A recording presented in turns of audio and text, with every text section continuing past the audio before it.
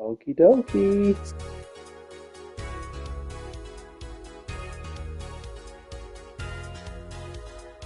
Now what the hell is this? Oh, you can cuss in the first like 7 seconds, I think, of YouTube videos now that instantly getting demonetized. So, fuck shit, god damn it, bitch. How's it going? How long have you been since I streamed? A month? Several months? Life gets in the way sometimes, you know. I've been going to a psychiatrist for ADHD treatment. I've had some really bad acid reflux as of late, so a lot of doctor visits. And I haven't just been in the mood to stream all that much. Not to mention the one game I've been playing, Fortnite Festival, is a rhythm game with licensed music. And from what I understand, live streaming licensed music can often get your stream taken down and get your copyright stricken and all that. I don't know if uploading VODs of like playthroughs of songs would do that, so I might upload those at some point. But, you know, I was also planning on streaming the Snake Eater remake, but I couldn't afford it. You know, money's tight. So, some other games coming down the pipeline I'll more than likely stream. The Ukulele remake, there's a new Angry Video Game Nerd game, there's a Bubsy collection out. I was meaning to play the Gex collection. There's a new Bubsy game coming out. I didn't like the Bubsy, just really, but I've already played the Phoenix Wright trilogy on my own. Okay, probably like 20, 30 times. The first game in the series is one of my favorites of all time, and I like 2 and 3 a lot. But like I said, I played the HD trilogy a lot. I played the original games a lot. When it comes to this collection, I've only played Apollo Justice twice, 2 or 3 times.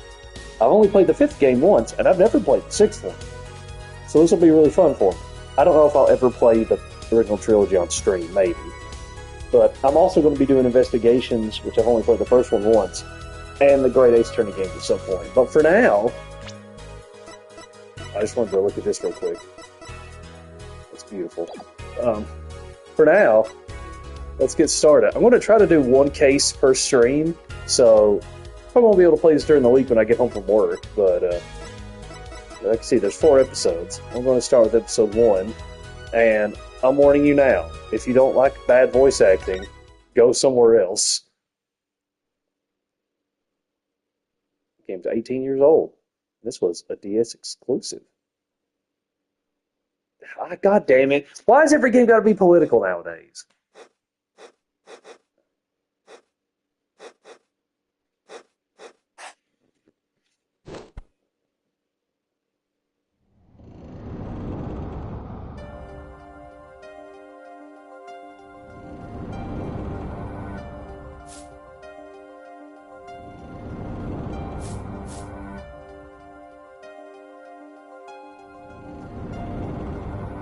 Showdown time.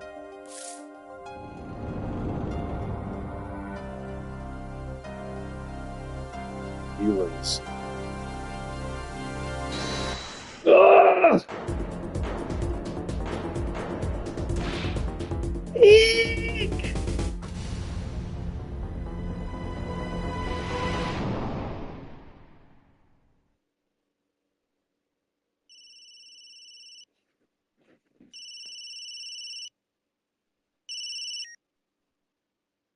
I seem to be in a bit of trouble. Something like that. Dead. Someone hit him. Hard. Me? Please. The cops should be here any minute.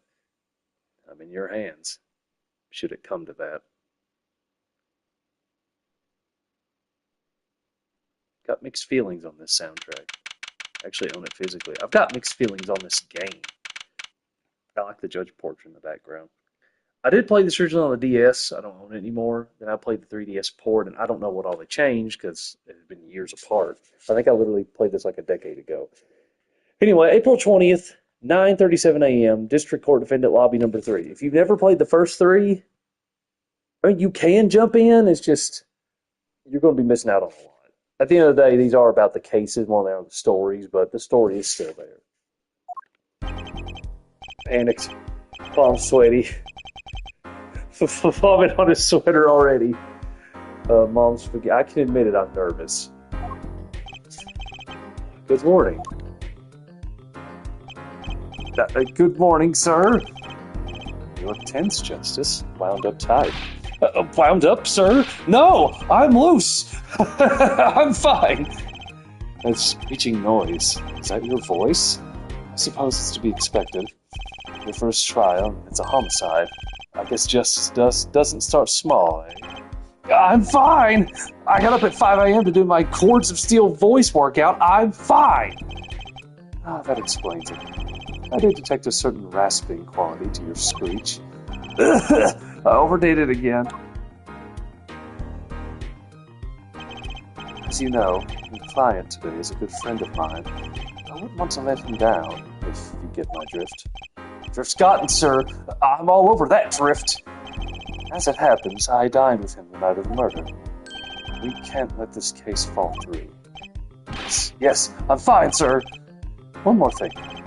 Don't say you're fine quite so much. It might take you the wrong way. I'll be preparing our case. You might want to introduce yourself to the client. My name is Apollo Justice. Okay. Yeah, I turned the option on to get rid of that because that is a pretty invasive HUD, and sometimes we want to see the background. My name is Apollo Justice. If it isn't clear already, I'm a new attorney, and today is my first trial. Not that I'm worried or anything. The defendant has been accused of murder. My boss wants to help him out, of course, and so do I. I mean, there's no way he did it. Not him. No way. Now, who is this handsome devil? Whoa! Good morning. Morning. It's all up to you today. First trial. Nervous. Meeting him. Cardiac arrest. I've got some mixed feelings on the stubble, but I get where you're going with it. I think you can get that beanie in real life, and I'm very tempted to do so. I think I was supposed to say something. Help? So you're fine. I'm fine. Ah, Mr. Fine, is it? I didn't remember you having an odd name. Well, we're off to a great start. Are you sure you're okay? I mean, with me? Mr. Gavin is a top-notch defense attorney, and he's your friend, so why... You'll see. You can do it. Be confident. I'm really sorry this happened to you. I mean, it's time, shall we? Yes, sir. Okay, I need to focus. First trial, here comes justice. April 20th, 10 a.m., District Court, Courtroom number 2. Oh, man. Give me just a second. I think I might like that a bit better. Yeah. Oh, man, that's a regal-looking judge. Like I said, I don't think I remember seeing Apollo Justice outside of Pixels. I don't know what voice to give this man, and if you've watched my Deltarune playthrough, you know I've given Asgore 17 different voices, so I'm just going to go with it. The court is now in session. Oh, Jesus Christ. That is a lovely hairdo. I'm not sure what voice to give him outside of the nerd emoji, so the prosecution is ready, Your Honor. The defense is fine. Ready, Your Honor. Mind going blank. Don't panic. Too late. Your name was Mr. Justice, and this is your first trial? Yes, Your Honor, but I'm fine, really. Are you quite sure? Your voice sounds a bit strained. Mr. Gavin? Yes, Your Honor. I was under the impression that you would be heading up this case. That was my intention, yes. However, a defense attorney must always see to his client's wishes, and my client specifically requested Mr. Justice. Well, of course he wants justice, but to entrust his case to this greenhorn, why? I do not exaggerate when I say that you're the best defense attorney in town, Mr. Gavin. Okay, so Gavin's got trial experience. Fine, I'm fine. But does he have cords of steel? Then let's begin. The defendant may enter the courtroom.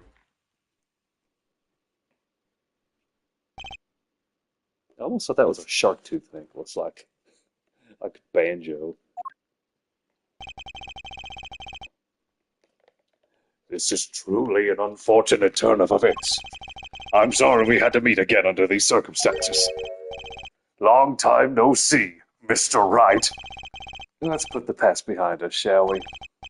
These days I'm merely Phoenix Wright, piano player. Mr. Wright, how could this have happened? I won't speak of it further, then. If the prosecution would be so kind as to explain the charges, Mr. Payne. To think I saw you enter this room a fresh attorney, and now I'll see you leave in chains. Winston Payne, subtle as ever, I see. The crime occurred at the Borscht Bowl Club, a Russian restaurant. The defendant, Phoenix Wright, took the victim, a customer, and he hit him. Wham! On the head, smack, killed him cold. A customer at the restaurant, you say? And the defendant, you say he was... The pianist... The pianist for the club, it seems. Phoenix Wright, a pianist? This is the weapon that took the victim's life, a bottle of grape juice. Grape juice is apparently our defendant's drink of choice. Court accepts the deadly bottle as evidence. Deadly bottle added to the court record. Something to note, Justice. All evidence is filed in the court record. Make a practice of checking it frequently. A court record. Right. I've heard of that. Attorney's badge. How long did I yearn for one of these? Just putting it on makes me feel ready. So, I can't use the touchpad.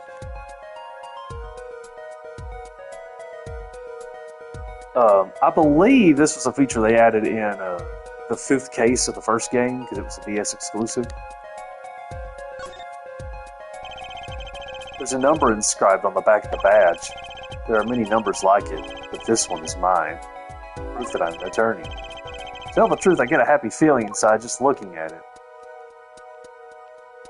I like that it shows you if you've already, looked at it or not.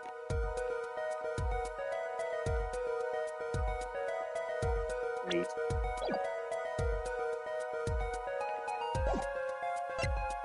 Smith's autopsy report. The time of death was around 2 a.m. April 17th.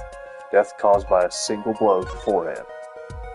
Shady Smith. Oh, man. Imagine if Kojima wrote for Ace Attorney with names like Hot Coldman. Male, estimated time of death between 1:45 a.m. and 2:15 a.m. Cause of death, cerebral hemorrhaging resulting from blunt trauma to forehead. The sub-basement at the Borscht Bowl Club. This is crime photo number 1. Grape juice bottle used as the murder weapon. There's the... hold on a minute. There's the defendant, Mr. Wright's prints.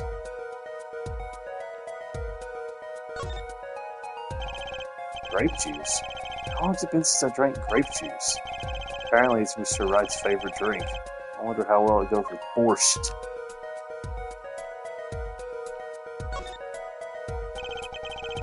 The bottle's completely empty. Alright, now this is something they added in, was it the second game? You could present profiles? Now, I always forget it exists. But when we got Christoph Gavin, age 32, I'm very close to being that age myself.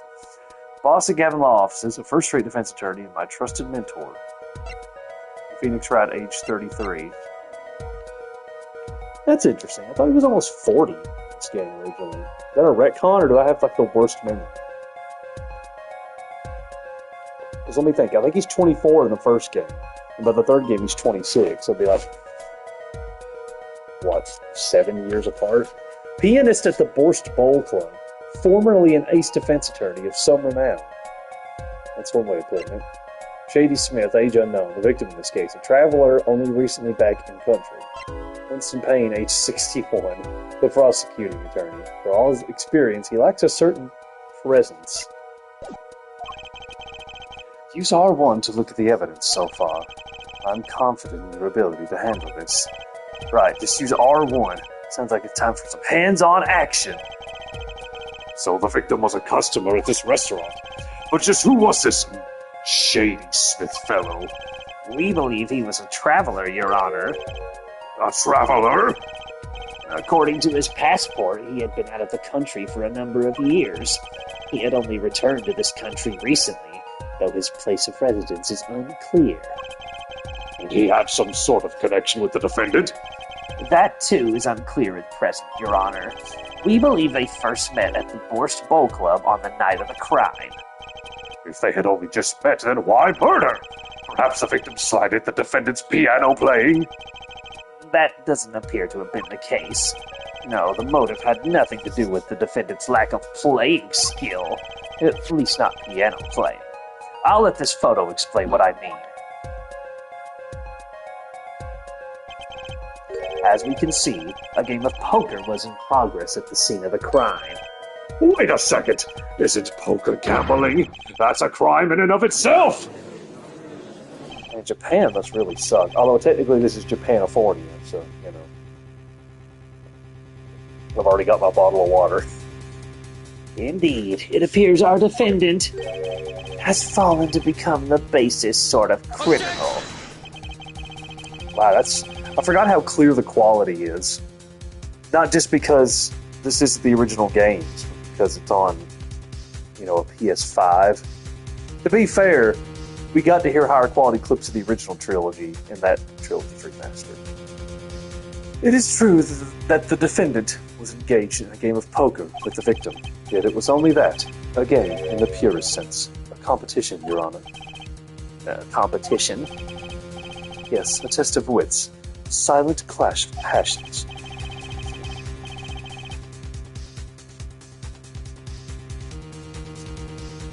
I've just now started taking medicine for the acid reflux, so please be patient with me.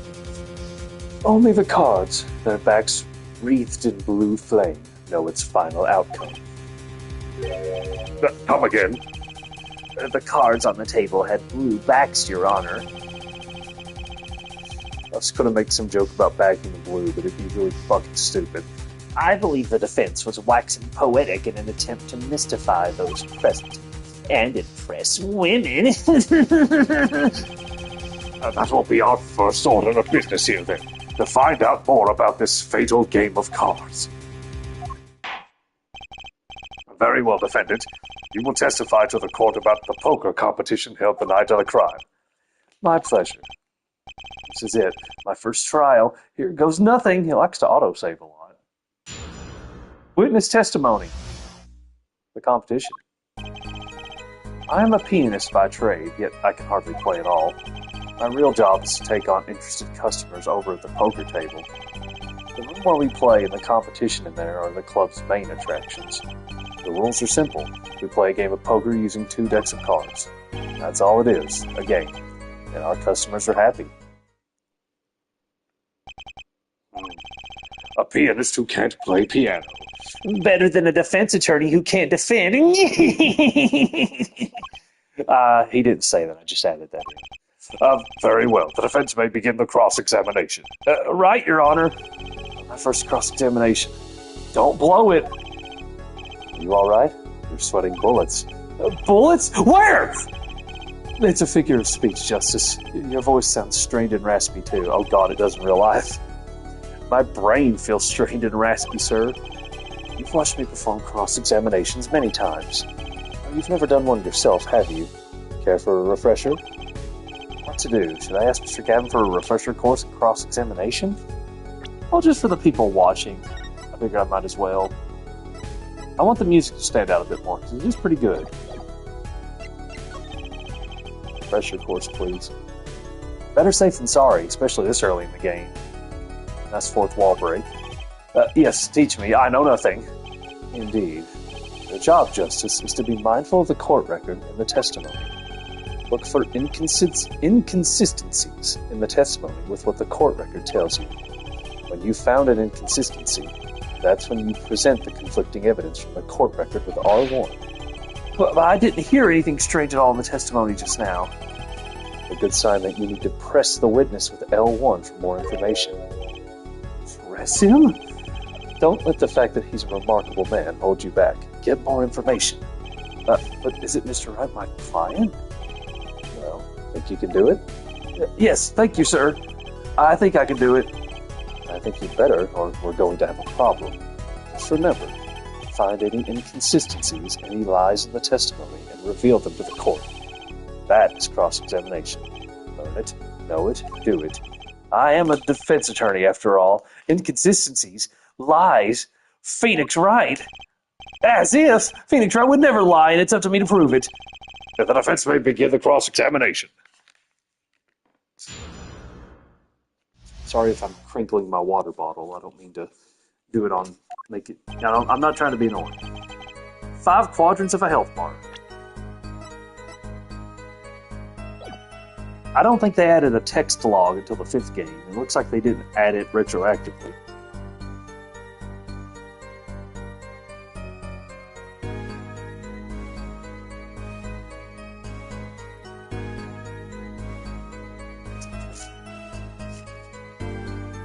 Does he blink if I do that? Yes, he does. Okay. The pianist by trade.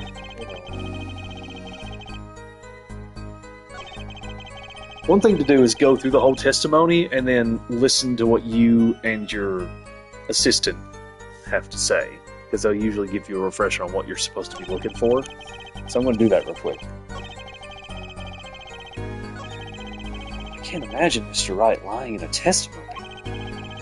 Isn't it a little early to be jumping to conclusions? This is your first cross-examination. Take it slow. If you need more information, don't forget to press. Right, I got it. I'm fine. Time to listen to that testimony again.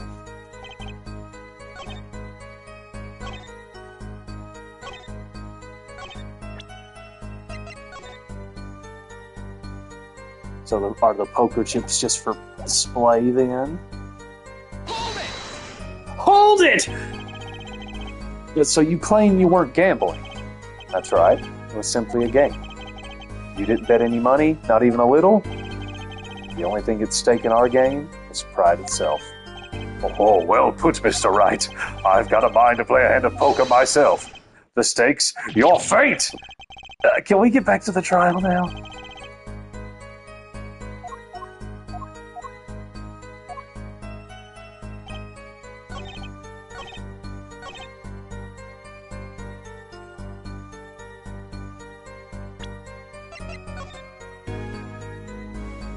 It's a black and white photo. I can't really tell the decks apart.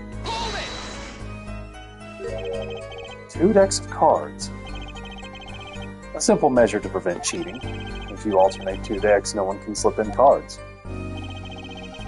Something else I noticed.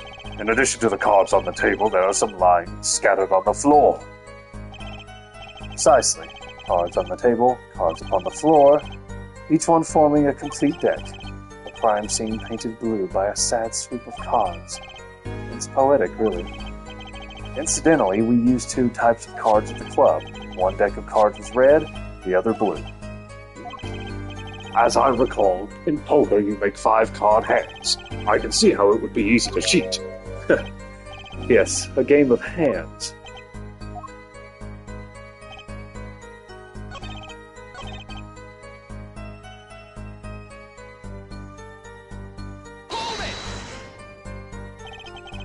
The room in the crime scene photo is an attraction? That's quite a history, actually. The Forced Bowl Club used to be a gathering spot for black market types back in the day. Black market? Oh, in the past. Things like the black market are only on the silver screen nowadays. Suffice it to say that there were a lot of deals being made under the table. Right there in that room. Smoky room, gambling hoods. You know, just looking at this picture makes me feel bad.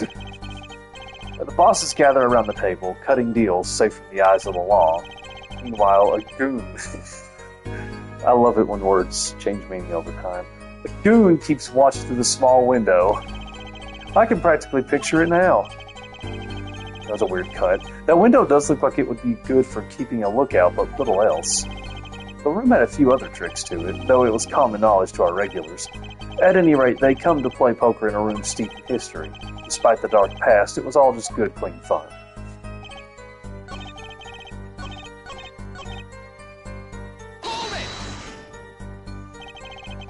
They pay you just to play poker?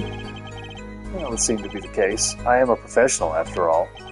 Bah, do I detect pride in that statement? It's just hard for an honest, hardworking member of society like me to imagine. Yes, your imagination was always a bit limited, Winston. What? I've played poker for 7 years in that little room. Oh yeah, I guess that timeline does add up. And I've never lost once. What? You see why the customers come now? Defeat the undefeated poker champion. It's quite a draw. Get it? That is, I'm quite a draw. Wait, you've never lost once? Not even one time? As I said, I'm a professional. He's played poker for 7 years and not lost once. Is that even possible? This competition you're talking about, I believe the court understands the nature of the game sufficiently. That's right. It was a simple game, after all. Are you sure? Huh? People are not murdered over simple games, Mr. Justice. Defendant, you were in the room the very moment the crime occurred. Yet you claim no connection to the crime. Well, that's strange. What's strange? I was testifying about the competition that night. Asking me about the crime at this point is against the rules, Your Honor. Of course, I expected to hear a cry of objection from the defense. I completely let that one slip by. Don't despair yet, Justice. Sir? Can you object to a judge? I have no idea.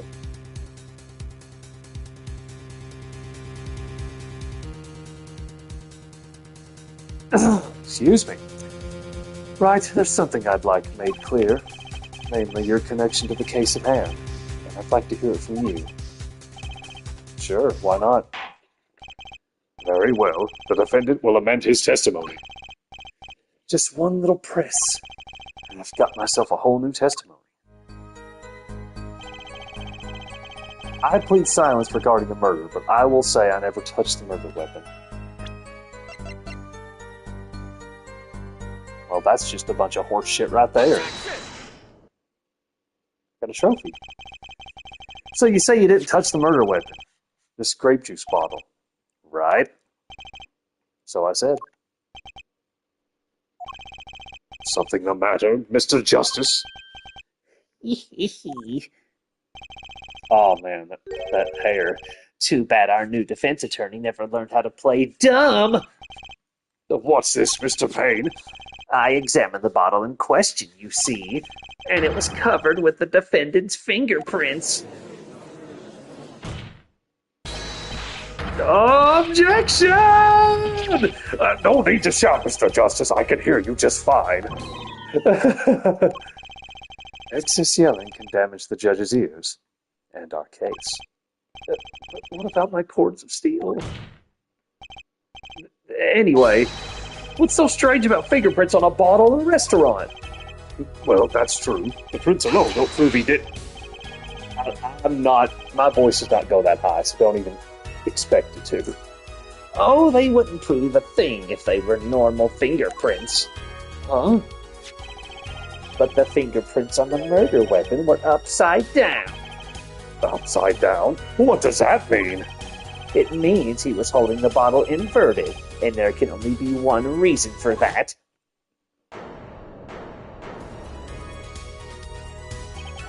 Yes. To brain someone with the bottle.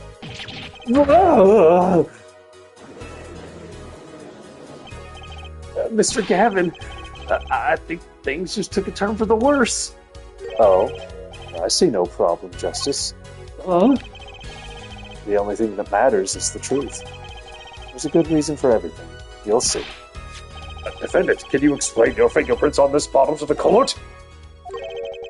I stand by my plea of silence regarding the murder. For now. Not very cooperative, are you? This could hurt your case.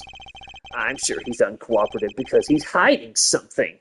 There must be some reason. Your Honor, you seem to have forgotten something. And what might that be, Mr. Gavin? On the night of the crime, who was it who reported the murder to the police? Reported? Well, that was the defendant, Mr. Wright. But still, that... Really? Yes, well, according to the case file, the murder was reported from near the scene by a call from the defendant's cell phone. Near the scene? Let's take a look at a diagram of the murder scene, shall we? The victim was murdered in a small room in a basement 2 floors down from ground level. Of course, cell phones can't get reception so far down.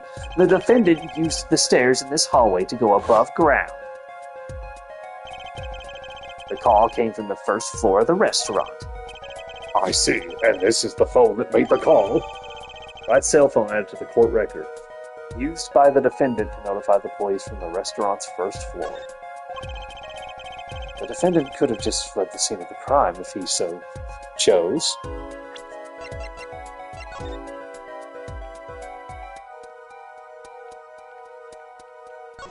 Hello? Wow, the battery's being held in with a piece of tape. You should just buy a new one. Maybe he can't afford it. Or he just doesn't care. Or both. Yet he fulfilled his duty as a citizen and reported it to the authorities. And you claim he is being uncooperative? I say, Mr. Gavin, I'd better not waste this. I think the prosecution has toyed with our client enough for the time being. Toyed? That's hot. I assure you no one is more serious about... What was it you said? The defendant was in the room the very moment the crime occurred. How can you possibly know this? That's a good question. How indeed? The answer is simple, Your Honor. The prosecution has a decisive witness. You're as good as they say you are. So someone else was in the room the night of the crime. That must mean they witnessed the crime. Everything up till now has been a warm-up, Justice. Are you ready? Very well. The prosecution may call its first witness to the stand.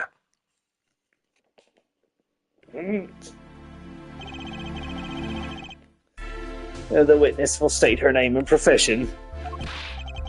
Hold on just a moment. Where's the witness? I surmise that she's been frightened by the defense's demonic-looking horns. I saw you use a little hair gel. Relax, people. Have no fear. If any horns point in your direction, this court will cut them off. You are sure? I swore it on my gavel. Please come out. Isn't violence against hair a crime, Your Honor? If you are sure it is okay. Now the prosecution. Wait a minute. The prosecution can't explain this witness's paraphernalia. Well, yes, she is a professional, Your Honor. Those are merely the tools of her trade. And that would be... Oh, fucking hell. Well, I know it's supposed to say, my name is Olga Orley, but it looks like it says Olga. Oh, really? I don't know if that was intentional or not. I don't know if that was like a thing almost 20 years ago. Oh, I am employed as waitress in Borscht Bowl Club restaurant. I am terrible with accents, and I will not apologize. Then why the camera? Of course it is my pride to serve borscht at his naming restaurant, but I also perform, how is it said, other service? Is this game rated again T? Oh, fun fact. The 5th game was originally rated M, and in this collection it's been re-rated to T. I do remember one part being particularly bloody, but that was about it. Give me just a second, I was going to go get my phone.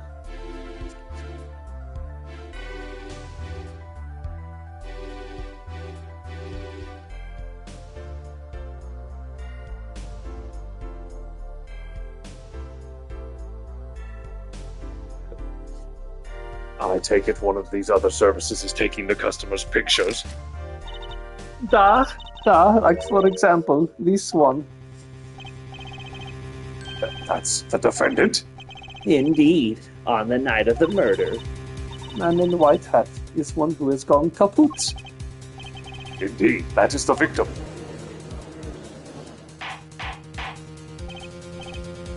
Order, order! This is quite a piece of evidence to casually drop into our laps. It is same way as I drop cold bowls of borscht on laps of customers casually. I don't know why, but I just thought of this one moment in Tony Hawk's Underground where your player character is talking to one of the citizens there, and he goes, "Where'd you learn to speak English?" And he goes, "American music videos, home slice." So that's what I'm going to have to try to imitate this whole time. Then the court will casually accept this new evidence. August photo added to the court record.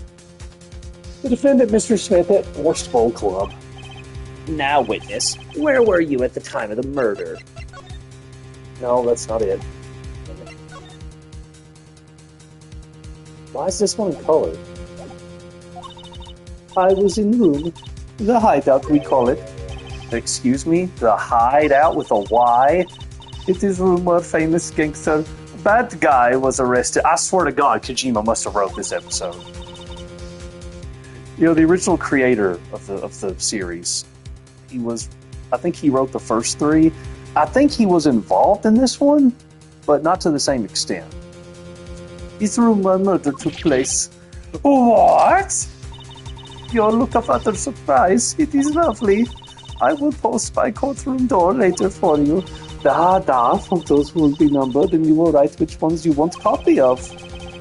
So there were 3 people in the room at the time of the crime. Time of the crime. The victim, Shady Smith, Mr. Wright, and Olga Orley, our witness. She's 21. The witness in this case, a Russian waitress at the Borscht Bowl Club. You'd never know from my accent. And then Mr. Wright is the killer. That means... Very well. Witness, you will testify to the court about that night's events.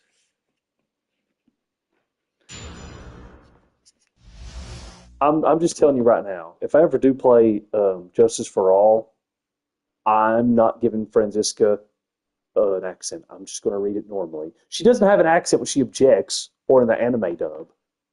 And any other character with an accent comes along, I'm going to just try to ignore it. Unless it's British, in which case I'm going to do it in a very mocking way because it's funny. That fateful night. That night, customer asked me to deal cards for game.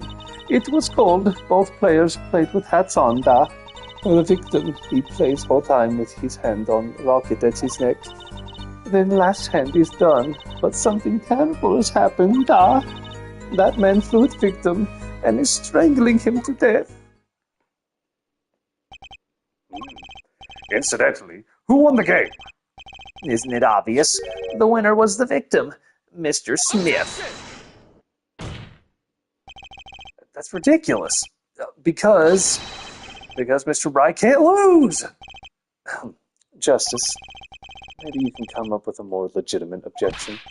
But he hadn't lost in 7 years. Take it from me, kid. It happens. I didn't lose a case my first 7 years as prosecutor either. Incidentally, I have some evidence here.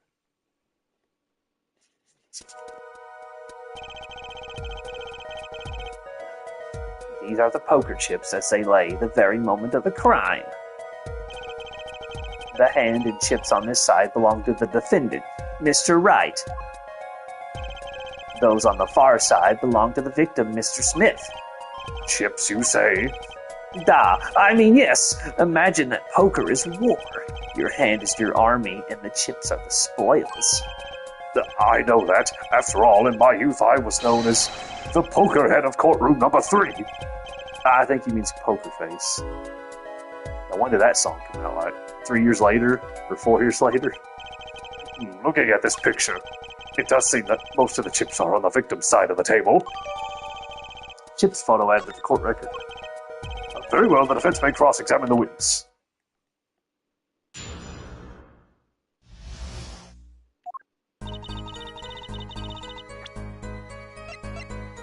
You get a look at this. Defendant and victim's chips when crime took place. So they both have full houses, but Smith's hand was the winning one, and he had more money.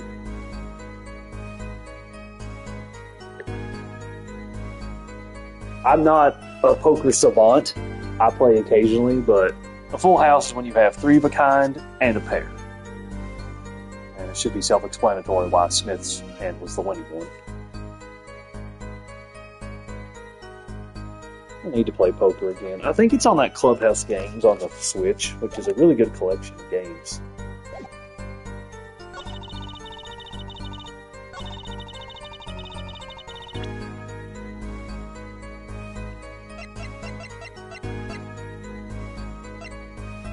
Oh, I can't present profiles? It's weird.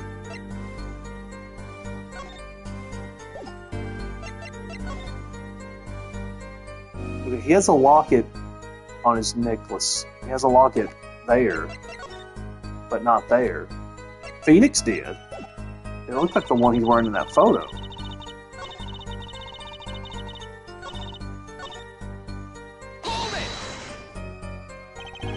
His locket? I believe it was good luck charm, da. He gripped it many times as he played that night. Definitely going to be taking that one out of context. Yes, he must have felt as though it might carry him to the moon and the stars. Though if it were small enough to fit around his neck, it wouldn't have much lift. The defense would like a clarification. This is a locket we're talking about? I mean, a pendant with a picture in it, right? Not a rocket? Of course I knew that! It was probably a pendant shaped like a rocket. That's why she called it that. No, a locket's a locket. It doesn't matter what shape. It's considered bad form to poke fun at the hard of hearing in our society. Hard of hearing or hard of understanding? So what happened next?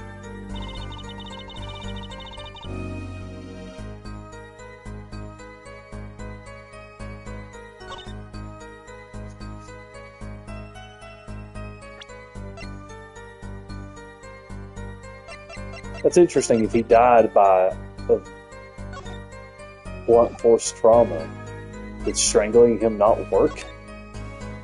I don't see any marks on his neck.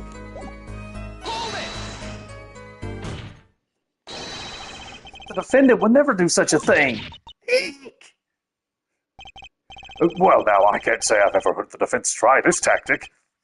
If possible, please refrain from embarrassing him. Still, why would anyone do something like this over a game of poker? Perhaps it is because the defendant has lost a game. Yes, a crushing defeat for a man undefeated. So it always is with men like him.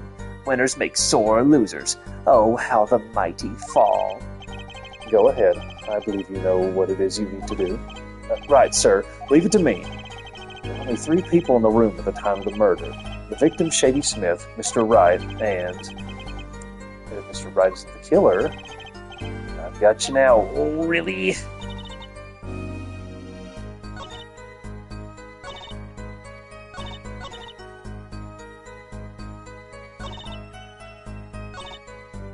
Should I just press every statement?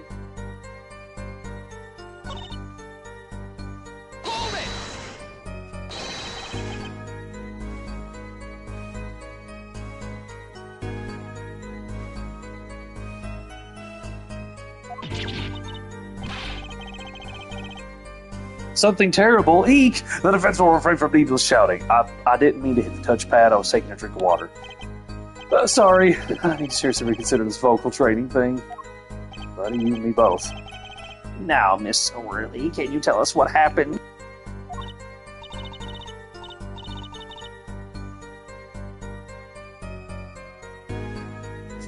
Oh, I was so frightened. I trembled with fear.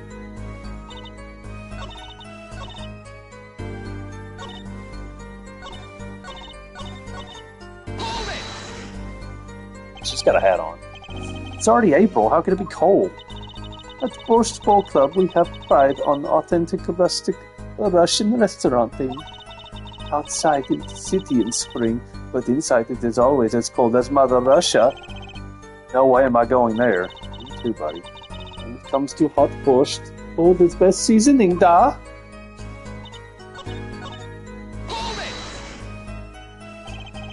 You were dealing cards. You do this often? Da, I am doing this. If customer wishes it, I serve anything. Borscht, cards, more borscht. It is my work. It's good to hear of a place that hasn't forgotten the meaning of service. Welcome to Borscht Bowl Club, where Borscht is as warm as the waitresses. Thank you for not handing out flyers during the cross-examination.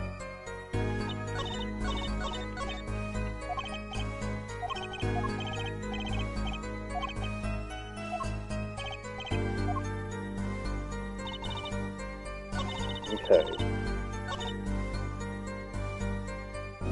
The victim is playing with the locket on his neck that I'm 99% sure Wright is wearing. It's so cold, why aren't you wearing socks, Phoenix? Also, where did his eyes go?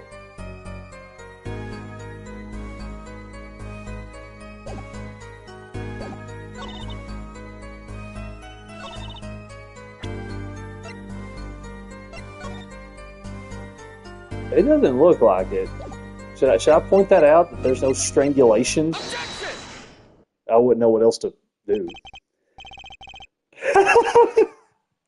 That was definitely on purpose. Oh, really? Strangled, you say? That's odd. Da, normal customers only choke on borscht. No, I mean this report shows that the victim died of a blow to the head. Hack! Miss Orley, really now? Did you witness the crime? Eek! Oh, damn. That was impressive. Looking at the picture, it doesn't seem like he was hit. He's still wearing his hat and everything. Yes, it is a fact that he was hit, Your Honor. Damn. Here's a photo we took of the victim with his hat off during our investigation. Well, that's quite shocking, isn't it? His head certainly was hit. Crime photo 2 added to the court record. Photo of forehead, hat removed during investigation. But I have seen it happen. The defendant, he lunged at victim, his neck. Oh, really, Miss? Oh, really? I think I've caught you in your own lie this time, Justice. I admire your enthusiasm, but perhaps you should think this through once more. What do you mean?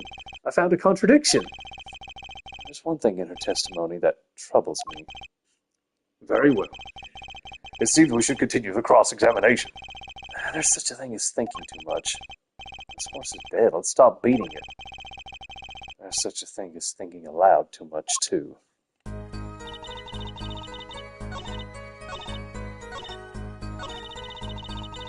After defendant tried to strangle victim, he hits him with bottle. Oh, they did add a text log. Okay. The thing is, I think it can get overridden if you just keep like replaying the same dialogue over and over. But I'm 99% sure this wasn't in the original version of this game. It was only in Ace Attorney 5 onward. So, good on you. There's no reason not to have it.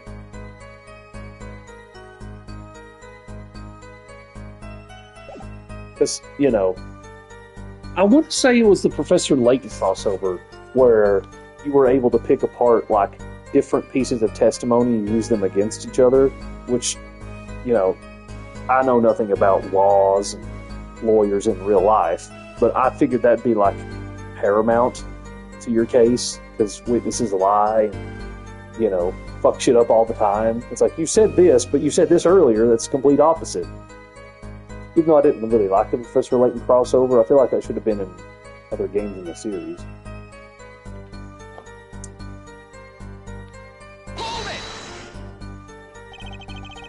You didn't say anything about hitting before.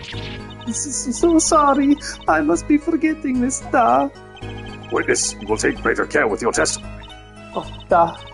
I'm sorry, Your Honor. And that clears up the discrepancy with the autopsy report, I believe. The defendant made to strangle his victim, then changed his mind and chose a simpler, blunter means to do the job.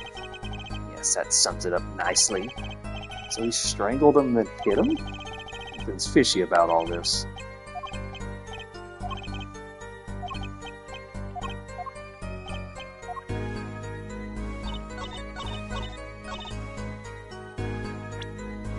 So, Here's a discrepancy I'm noticing, and I don't know if this is like what we're needing to point out at this moment. There's the locket. Here, he no longer has locket. Definitely doesn't have it here.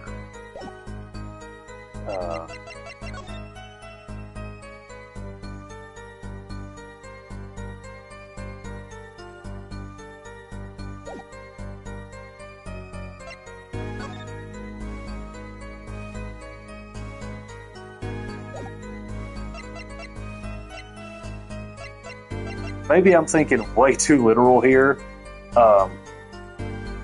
but if you hit someone with a bottle with their hat on, either the hat would fly off or it would crush the hat, right? Objection! God damn it.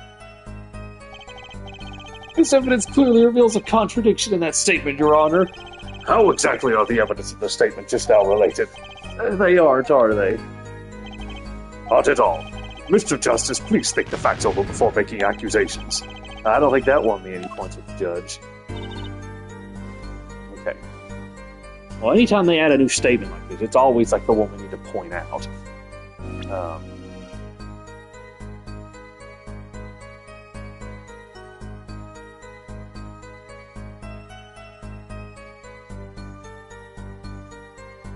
The defendant made to strangle his victim and changed his mind. He chose a simpler, blunter means to do the job.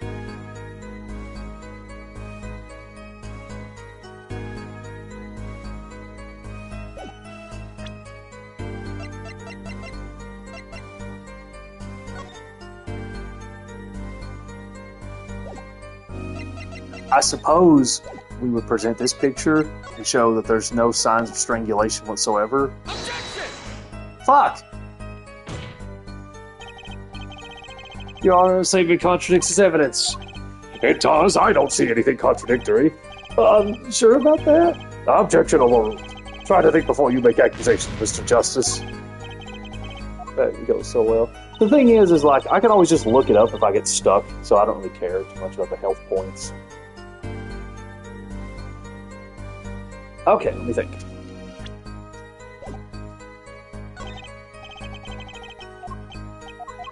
This is now. Sometimes what you have to do is when you get a new piece of. I know I just complained that you don't do this literally, but sometimes when you get a new piece of testimony, you have to go back and press an old piece and be like, "Hey, that contradicts it."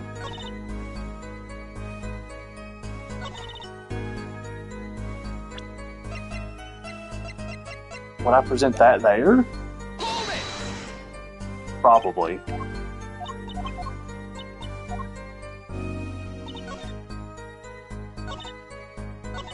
I want to try it. Objection! Fuck! It's the first case. I shouldn't be doing this.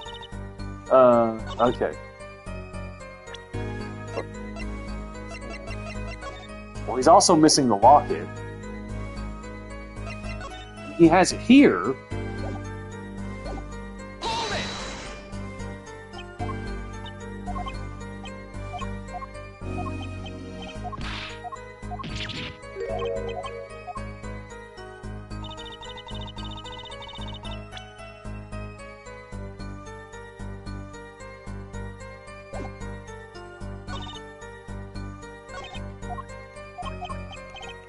Okay.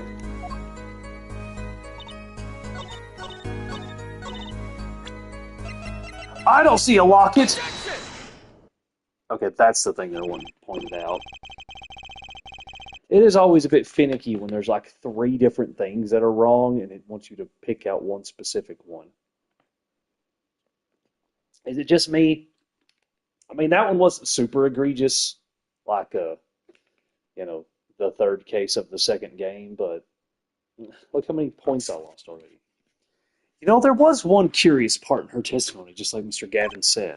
But what does it mean? Mr. Justice, would you care to explain what it is you're thinking so intensely about? Oh, that's interesting. If you hit the PlayStation button, it does like a full pause. Recall the testimony. The victim played with his hand on locket at his neck, I believe she said. I hope you aren't about to raise an objection to the witness's grammar. No, but Look at this photograph! they said that like 1,000 times during the first game. Do you see a locket on the victim's neck? Well done, Justice. I'm impressed. I knew you'd be able to handle this. But what does it mean? If we are to believe this witness's testimony as is, then the locket disappeared following the victim's death. I noticed that like 20 minutes ago. Lockets don't just disappear, Your Honor. It's quite simple when you think about it. If the locket is gone, someone must have taken it off, no? Taken it off? Wait, you don't mean... The defendant wasn't strangling the victim at all. He was taking off his locket. Wouldn't that explain it? Uh-huh. That would explain why he's wearing it. Defendant, what do you have to say to this? There it is. Say. Yes. See, told you. I just noticed this, but you have something hanging around your neck, don't you? Oh, you mean this? Yes, it's a locket with a photograph inside. A photo of my daughter. Come again? Mr. Wright, you have a daughter? We confirmed it at the time of the arrest. The picture in the locket is indeed Mr. Wright's daughter. So Mr. Wright has a locket too? Why don't I buy that this is just a coincidence? Well, now, if the results of this poker game led to the murder, perhaps we should hear a bit more about the outcome of the game. Further testimony won't really be necessary. It's clear the defendant lost. Badly. Miss Orley, you will testify to the court about the game played between the victim and the defendant.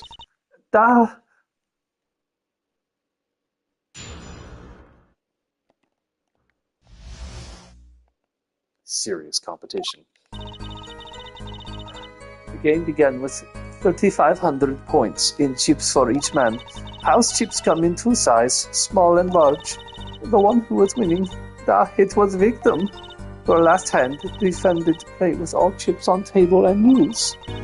The moment loss was decided, the defendant grabbed the bottle from table and... Indeed. Looking at this picture, it does seem to be a one-sided game. As the court knows, poker was the defendant's life. Failure must have been a bitter pill to swallow. How many times have I heard these words? I done it in a fit of anger, Your Honor, and now I regret what I done. A common tale, but true. Methinks the judge watches too many old court movies. Mr. Wright said he hasn't lost in 7 years, so this testimony must be wrong.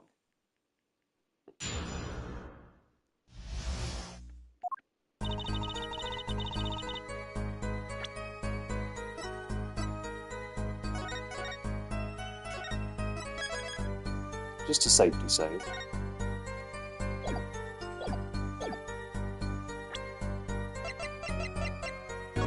$3,500 for each.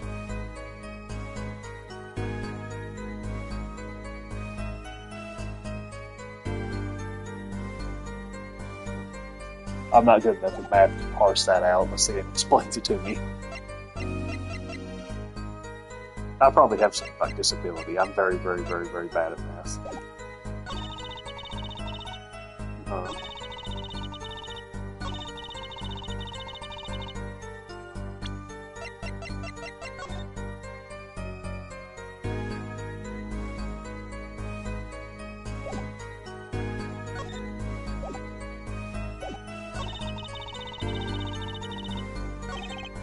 Remember, your first goal is to gather information. Yes, sir. Look out, contradiction. Here comes justice! Are those the usual starting points or any special rules used? No, not special. Usual game, usual rules. If each man began with 3,500 points, the total would be, exactly 7,000 points. Please, this isn't calculus. It's not even locked efficient.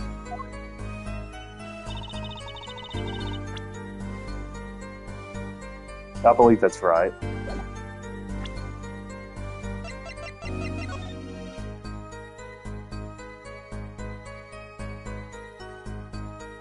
Again, I'm not good enough at math to parse that out, but you tell us. Are the chips in this photo all the chips that were used? Da, of course. Something's fishy with these chips. Fish and chips. Should I press harder? Press harder! Maybe you could explain a bit about these chips. Explain? What is there to be explained? Poker chips are poker chips. They're not fish and chips. Not a chip off the old block. Not a motorcycle cop. Thanks. Now that I've pressed her, I better ask something. What are these chips worth? Are they in dollars or rubles even? Yet, as I have been saying before, it was game, not gambling. Hard perhaps for capitalists to understand. Ah, fucking own, dude. 2 types of chip, 100 points chip and 1000 points chip. Okay, now let's do the math.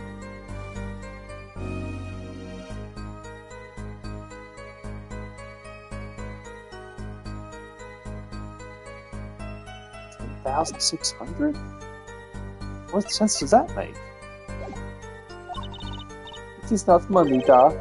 Justice. Sir, don't you find her comment interesting? In more ways than one, sir. I have it added to her testimony myself. Well, does the defense want the witness to add her testimony? Add to testimony. Yes, I do think this deserves further scrutiny.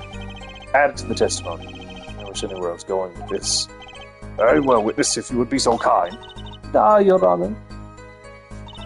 One kind of chip is worth 100 points, other kind is worth 1,000, 2 in all. Mr. Gavin said this testimony is important. To be honest, I have no idea why. Mr. Justice, do the court a favor and think of what you want to say before raising your hand. We are not in kindergarten. Sorry, I'm fine. Better think of something to ask. And quick. The 2 types of chips. Da. The small ones are 100 and the big ones 1,000. Right? Right, of course. Ha! Don't waste our time. Is that all? Yeah. Right, Mr. Gavin made me stop her. Now I'm the one who looks dumb. Oh, Justice. Please try not to embarrass me like that. Huh? Who, me? There's a clear contradiction in the information you have in your hands. What? It's a simple matter of calculation. Go on, try it. We're not in kindergarten after all. Calculation?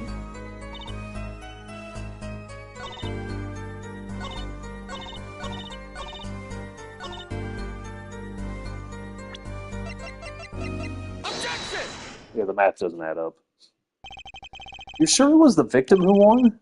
Absolutely sure. Oh, wait a minute. Let me count the chips in the opposite direction. Yeah, if you count them in the opposite direction, it does add up to 7,000. The small chips being worth 1,000, the big chips being worth 100. So the victim would have had 2,900 chips, and Phoenix would have had 4,100. That makes sense. That adds up to 7,000. It seems our new attorney is a bit confused. A glance at the picture is enough to tell you who won, if you're not in kindergarten. Just for safety's sake, could you explain the problem to the court? Of course, Your Honor. In this photo, I see small chips and I see large chips. Tell me, which were worth 1,000 points? Why, the big ones, of course. Duh! Oh, I thought so too. But then the totals don't add up. The totals? Let's review what the witness told us. Each man started with 3,500 points of chips, with 3,500. The combined total value of the chips was 7,000 points. Yes, if my calculations are correct. Let's see. 3 plus 1 carry the 5. They are, Your Honor. And now, look at this photo that allegedly shows all the chips. If the big chips are worth 1,000 points and the small chips are worth 100,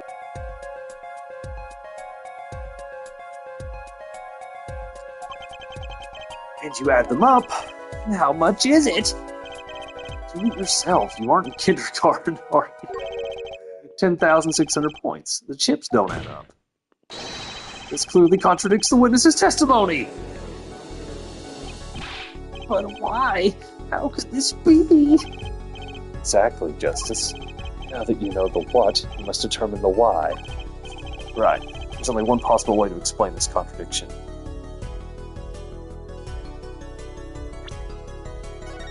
Oh, it's going to be one of those weird technicalities, isn't it?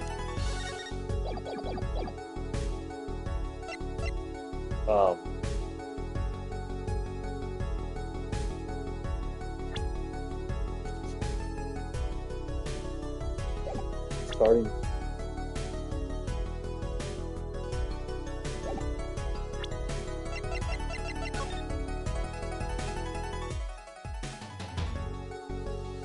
No, if you do it like you said, the small ones being worth 1,000, the big ones being worth 100, then the starting value would be right. It'd be 7,000. The chip count was wrong.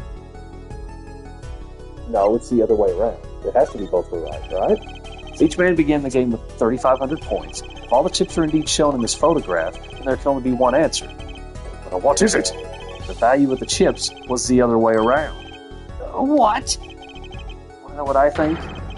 The small chips were worth 1,000 points, not the big ones. Madness! Utter madness! Show me the photograph of that chips again. There are 6 small chips and 10 large chips. Boy, that does make 7,000 points when you add them up. Excellent work, Justice. It's almost as though you figured it out by yourself. Well, I'm just glad I was the one who said it. But wait! The value of the chips may be different, but that changes nothing! Indeed, the victim did have the larger number of chips still. Oh, exactly. If the small chips are 1,000 points and the large chips are 100, let's do a little math. Add up the points for each side of the table. The victim, Mr. Smith, had 2,900 points and the defendant had 4,100. Well, now, it seems that Mr. Wright was winning that night after all. That's impossible! My client had even less reason to kill the victim. After all, he was winning! Yeah. Now, Miss Orley. Oh, damn, is it thunderstorming over here? You must have known the true value of the chips, since you were there at the scene of the crime. Weren't you?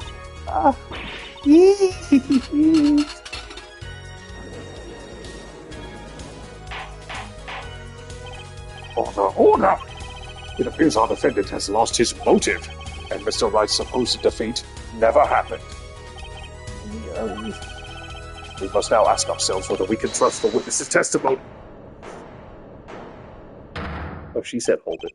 Excuse me, what is it, Miss Orley? I did not want to be saying this, but actually, you see, See what, Miss Orley? What do we see? last hand, there was cheat. A cheat? You don't mean a trick? Wait, what do you mean? A scam? All the same thing. Yes, there was cheat in last hand. That is why game ends with chips as they are. Great, just great. First we have lying, now cheating. Well, this case certainly has taken a turn. For the interesting. Witness, you will please testify to the court. Tell us about this cheating in the final hand.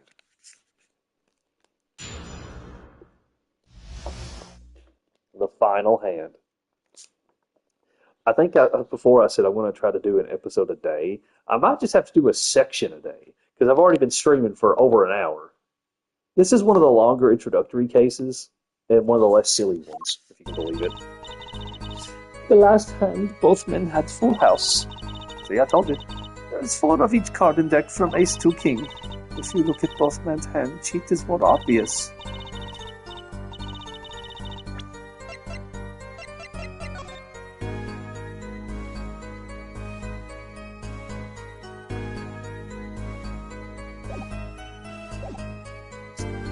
The next moment, game becomes argument, The defendant's trick was exposed. He took a bottle in his hand, or Mr. Smith.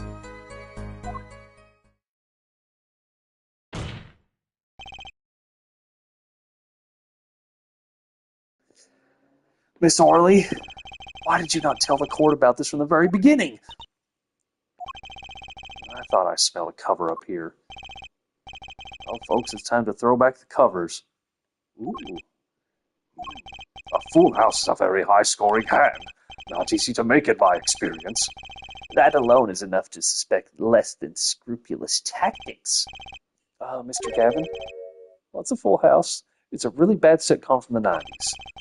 Lawyers these days, you don't know your poker. I can't say this bodes well for your case or career. What is this, some kind of secret court poker ring? Justice. You know the terms one pair, two pair, and three of a kind, yes? Yeah, no problem. Two cards with the same number makes a pair, and three makes three of a kind. Good. Now picture a hand with one pair and one three of a kind. That's a full house. Doesn't sound very easy to make, does it? You can see each player's hand in this photo. Wow, they both have full houses. We forget there's an easy way to make a full house and go undefeated for 7 years. You cheat. The defense may cross-examine the witness. He did cheat in the last hand. That still leaves one important question. Mr. Wright lost that hand.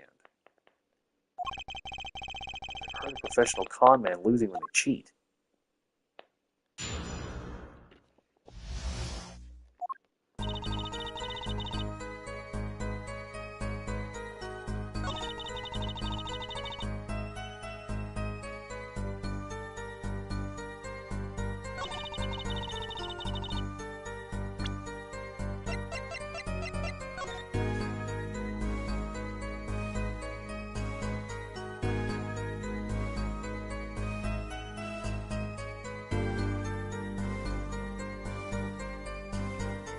Why? Because the ace of spades!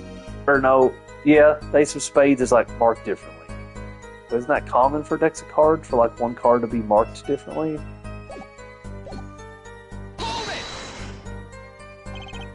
How was it clear? Well, the defendant, he played a fifth ace. A fifth ace? I still remember both hands very well. Mr. Smith's hand had 3 aces. Oh, so he had the marked one, is what she's claiming. But it's not what was shown. And Mr. Wright's too. Obviously, cheating was afoot, or perhaps I should say, a hand. Your Honor, perhaps this can be added to the testimony without Mr. Payne's joke. Very well, the witness will add this detail to her testimony, please. Mr. Smith's hand has 3 aces and Mr. Wright's 2. It is 5 aces in all. Is it just as simple as presenting the photo? Because that's not what we're shown at all. Like, something must have happened to switch that around.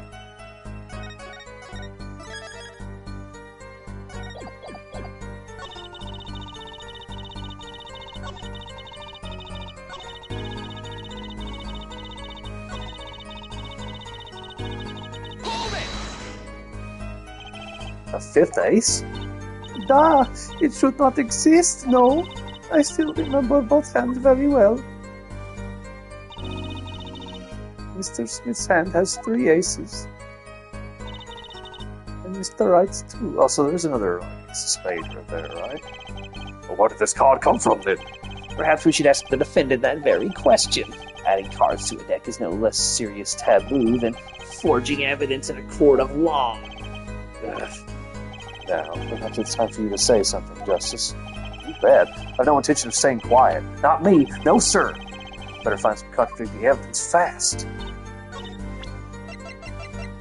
Objection! That's a lot easier than the last one to figure out. It appears the witness is mistaken. Mistaken? But my name... Look, this piece of evidence clearly contradicts what you said in your testimony. That's the photo of the chips, is it not? Justice, perhaps you ought to explain your point in a way that the judge can comprehend. In other words, use your finger to point out your point. Oh, fuck. No, yes, please point out the contradiction in this photo. What particular point contradicts the witness's testimony?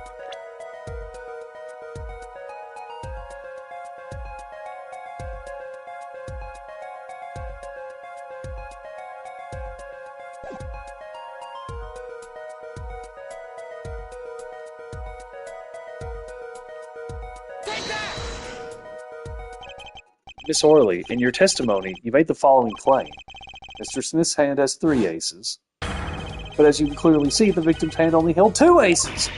Eek. Well, maybe the witness was simply confused. Perhaps it was the defendant's hand that held the 3rd ace in question. Take another look at the evidence. As you can see, the defendant also had 2 aces in his hand. Where's this 5th ace?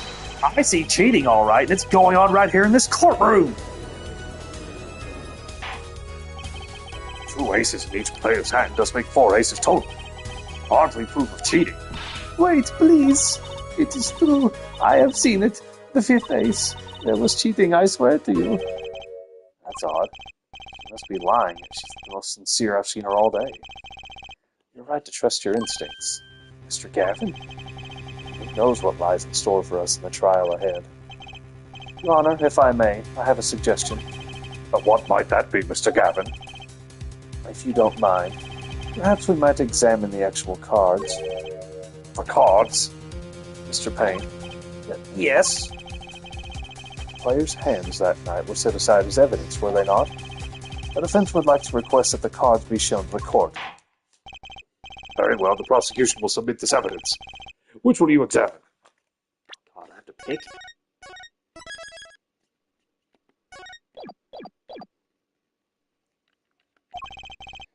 The victim's cards and the defendant's cards. If these cards don't prove cheating was going on, nothing will. Which of these hands is more suspicious?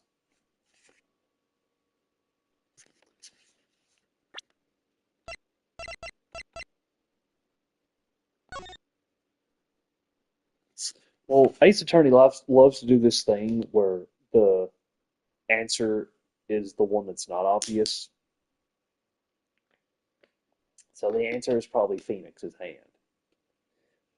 Considering that the Ace of Spades was the one that was pointed out as being cheat-worthy. And that... Is that it on the ground right there? If you look next to the bottle... Is that it on the ground? I think it is.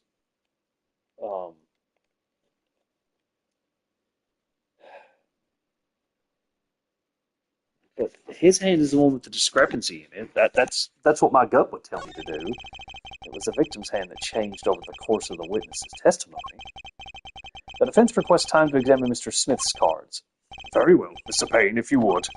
Very well. Receive evidence, victim's hand. Smith's hand was left at the scene of Full House. Well, time's a-wasting. Get to it, Justice. Yes, sir. When examining evidence, be sure to view it from all sides and angles. Try using the right analog stick to turn it every which way, and triangle and square to zoom in and out. That should give you a better perspective on the case. Okay, let's do this. Ah, we got red cards. What? Your Honor, look at this. One of the victim's cards, the back is a different color. That's impossible. But I put that card in right hand. What was that, Miss Orley? No, yet I merely said that I have... Your Honor. Mr. Gavin, yes? Tell me, what is the easiest way to cheat at poker? To cheat? I'll tell you. One merely needs a friend, a comrade, shall we say. The dealer. Wait, so you mean this witness, Miss Orley? She's the cheater. A professional, I'd wager. No. Order! Focus, Justice. Time to take advantage of her. I mean, of her mistake. Nice catch there, Apollo. Your Honor, please recall the testimony we just heard. That's impossible, but I put that card in right hand. Ergo, Miss Olga Orley conspired to cheat not with my client, but with the victim, Mr. Shady Smith. Whoa. Not only did she cheat, she cheated poorly. Therefore, it's not hard to imagine an altercation between her and the victim. What? Wait, you don't mean the defense isn't accusing the witness, Miss Olga Orley, are you? Time for justice. There were 3 people in the room at the time of the incident. And if Mr. Wright is guilty, that means I am. The defense accuses the witness, Miss Olga Orley, of murder. Eek! She fainted. At least the borscht is fine. Mr. Payne, where is your witness, Miss Olga Orley? It appears she has lost consciousness, Your Honor. Mr. Justice, Your Honor? it seems you presented a new possibility to the court. One suggesting a connection between the witness and the victim, Mr. Smith. And that means? This court cannot pronounce a verdict for the defendant at this time. What? I did it. I held out. I see no point in prologuing the trial this day. The prosecution will need to make further inquiries. Objection!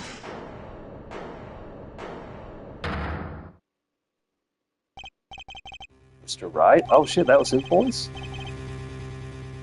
Would that be the voice of him in the original trilogy, Ben Judd?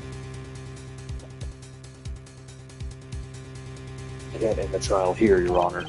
Not yet. What nonsense is the defendant spewing now? Think. One of the cards had a different colored back. Don't you wonder what it means? What are you doing, Mr. Wright? Raising objections right when you're about to get off the hook? Ridiculous! Mr. Payne, you of all people should know Mr. Wright has a talent for the ridiculous. Perhaps we should get to the bottom of things. Let's clear up the facts about the game that fateful night. As was said before, we alternated between 2 decks of cards that night. And that was said before. The 2 decks at the club have different colored backs, blue and red. 1 color per deck. Why use different colored backs? If we use the same color, the 2 decks might get mixed. We used different colors and they still got mixed up. We used the red deck for the last game. I see, but that's odd. For some reason, I have this impression that you were using the blue cards. Yeah, me too. I'm sure someone said something about blue cards. Whatever. In the end, 1 card of the wrong color got into the mix, which means there was cheating. Yes, a card slipped into the deck would seem to indicate cheating, yet this card raises 2 serious questions. Apollo. Yes. Let's consider the first question, shall we? Think. In the last game, when was the card swapped? When? There are 3 broad possibilities here. It could have been swapped before the murder, during the murder, or after the murder. Well, yeah. Thanks for the news bulletin, Mr. Wright. Of course it was... Oh? It might be as simple as you think, Mr. Payne. Or it might not be. I'd like to hear what Apollo thinks first. Usually theoretical questions like this don't hurt your health, but just in case. When do you think the cards were swapped? When was the card swapped into the deck? Well, I'm pretty sure that's the cheating card in question. See, there's a deck right there that's blue. And she's like swearing up and down. It's like, no, that was the card. That was the hand. That's what it looked like. The card swapped into the deck. Because this photo is different. It looks like they switched the hand after the fact to make it look like the right was losing. So let me think about this.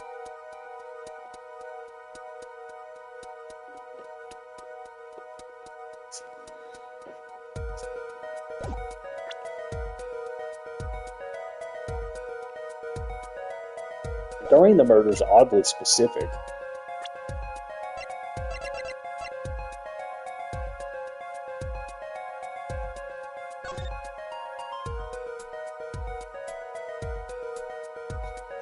Well, the fact that the card is pushed off the table to the side there, at least I think that's what that's supposed to indicate. There's another card in the bottom left corner. I don't know what the hell that is.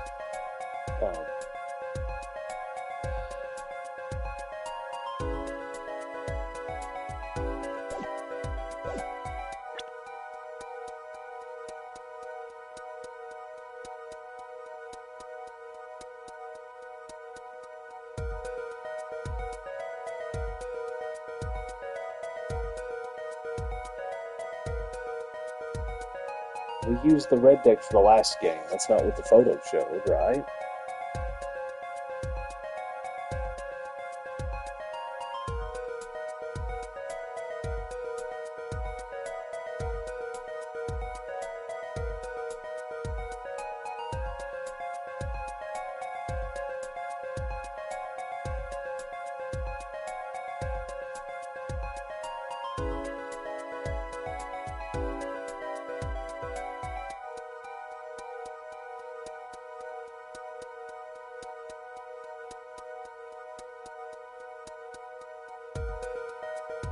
Cards swapped into the deck. Into the deck. Well, I'd imagine if this was planned, it would have been beforehand, right? Well, it must have happened before the murder. You mean during the game? I wonder. Why? Think. When you're playing poker, which side of the cards face your opponent? The back. Not something the poker head of courtroom number 3 would be likely to miss. Sorry, let me think about this some more. I suppose afterward to show that, because they're talking about then, that's when they swapped it to change the crime scene? Perhaps it happened after the murder. What's that? Ridiculous! What's the point of cheating after the hands have been shown? That's silly. Yes, but tell me, how do you swap cards during the game? I'll take silly over impossible.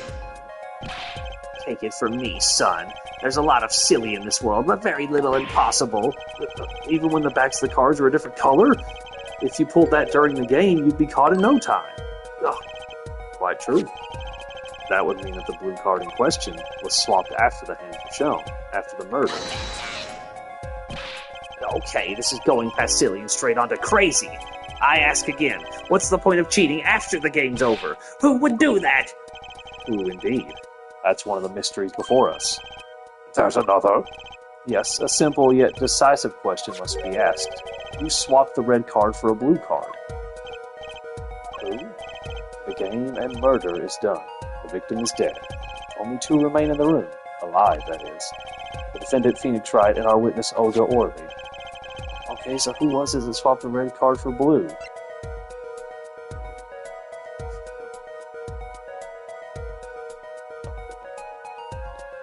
Someone else. That's a wild card.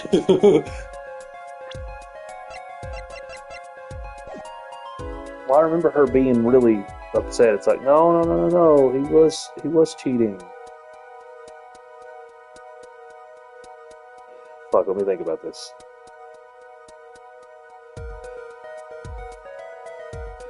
Well, Phoenix wouldn't make it look like he was the murderer by swapping those cards, right?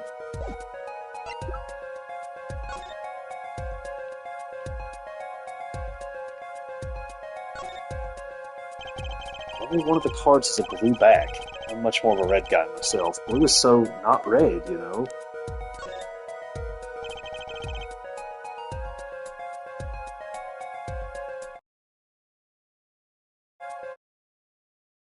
Sorry about that, I was checking the time. The cards' backs are red. For some reason, I thought they were using blue back cards in the final hand.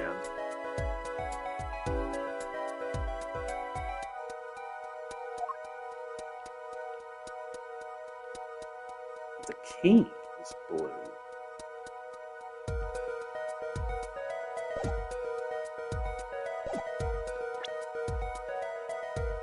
Again, I don't think there's a penalty here, but...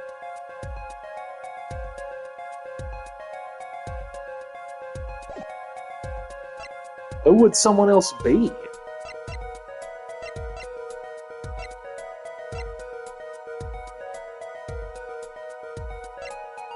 Like, logically, it'd be Olga because it's like, oh, you know, well, she claims, that, he had 3 aces, which means he would have won that hand. Fuck it, I'm confused. Why, it must have been Olga Orley who swapped the cards. She was trying to cover up evidence of the cheating. That does make some sense. Sorry, but there's a problem with that explanation. Huh? I swapped cards from the wrong deck. Yes, a blue card was stuck into a red hand. Mixing a card from the wrong deck when the backs are different colors. Remember that you're talking about Olga Orley. She was the dealer. Do you really think she would make such a novice mistake? Actually, I have trouble imagining even the judge making that mistake. Give a little more thought, Apollo. But right. You must have done it. The one who swapped the cards was Mr. Wright. It was you, wasn't it? And why would I do such a thing? Well, because, maybe you were trying to hide the fact that you had cheated? That would make sense, but the swapped card was in the victim's hand. Oh, sorry. I'm a nice guy, but I'm not that nice. Come to think of it, he would like a motive for helping his opponent to win. Alright, there was a third party then, for some reason. The one who swapped the cards wasn't Mr. Wright, of course. And, well, it doesn't seem like it could have been Olga Orley either. What are you suggesting? It's hardly a logical conclusion, I'll admit. As the defense, I think it only makes sense for you to name Miss Orley at this point. Yes, I know, but she was the one who dealt the cards, right? I just can't believe she would make the mistake of swapping the wrong color card. If the card was swapped during the game, it'd be obvious. Something you'd like to share with the court, Mr. Wright? Oh, my apologies, Your Honor. I was just thinking how much fun all this is. Fun? How about confusing? I've no idea what the defense is claiming, Your Honor. If the one who swapped the card wasn't the defendant and it wasn't Miss Orley, then who was it? Yeah, well, that is the question, isn't it? Precisely. Huh? I believe we're about to see this case take a new direction. A new direction? We'll find that indeed, after the murder, someone swapped one of the cards in the victim's hand, and that someone made two critical mistakes. I'm sure you're going to tell us that the first was swapping the wrong color card, because the one who did the swap didn't know two colors of cards were being used. The other mistake was the number on the card. Right. The person replaced the fifth ace with a king. I'm sure whoever swapped it wasn't expecting there to be a fifth ace after all. All they knew is that the game had been won with a full house, so they picked up a king from the table and swapped it in. But there's one problem. According to our case record, this person doesn't exist. True, not until now, but you have to admit the possibility of a fourth person.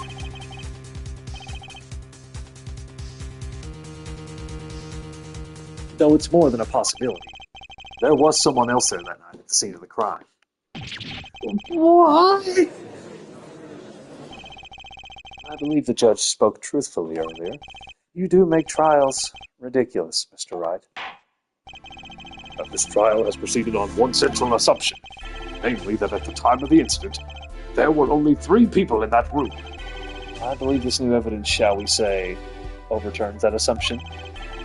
The problem is that you chose to conceal this information from the court. I suppose that is a problem, yes. The court is adjourned for a brief recess. Mr. Gavin, I'll see you in my chambers during this recess. Certainly, Your Honor. Very well, the trial will resume in 20 minutes. Give me just a minute or two, and I will be right back myself.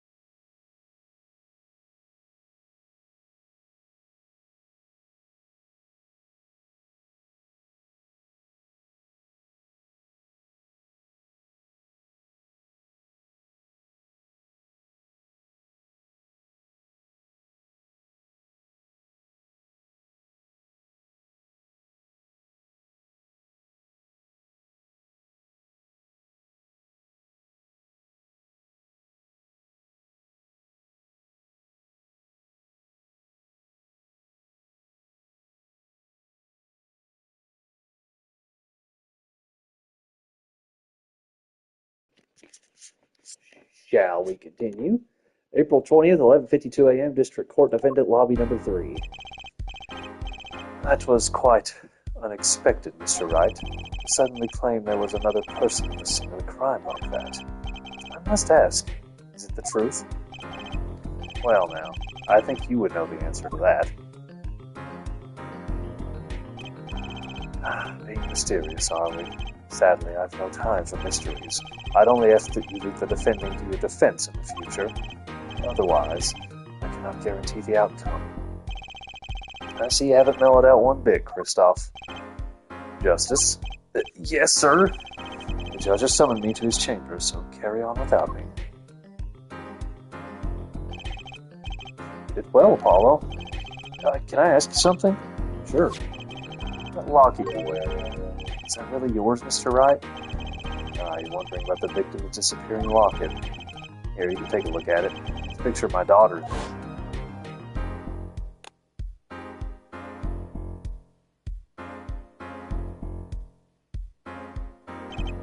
I'm just surprised to hear you had a daughter. Most people are. Perhaps you'll meet her one of these days. One more question. The one who cheated that night, was it you? What do you think? Huh? You know what happened 7 years ago. What I did. It's not unreasonable for you to think I might cheat. I never, honest, but it is odd that he managed to go undefeated for 7 whole years. Want to know something? There's only one game where you can be dealt bad cards all night and still win. Poker. Yeah? See, poker's all about reading your opponent. And that way, it's a lot like a court case. Poker is like trial law? Figure out what your opponent is thinking and you win. Well, yeah, but that's harder than it sounds. I think not. Try as they might to conceal it, everyone reveals their true thoughts in the end. Body language can become a valuable source of information. You're kidding! That witness, for instance, Miss Orley. She would touch the back of her neck during certain parts of her testimony. Did you notice? No. Come on, who noticed that? Words, habits, twitches, it's all information for the reading. That's the secret to winning, Apollo. Someone taught me, and now I pass the secret on to you. But I'm not worthy. I mean, there's no way I'll pick up on these signals. No, you can do it. No, you just don't know it yet. What's he talking about? But you will, soon. Almost forgot. One more thing, about this case. You should know, I haven't told the truth to anyone yet. What? I knew it. I have my reasons, of course. All shall be revealed. Apollo, I need you to be there, defending me. I need your power. My power? I had no idea my cords of steel were that special. It's time. The real trial begins now. Do your best.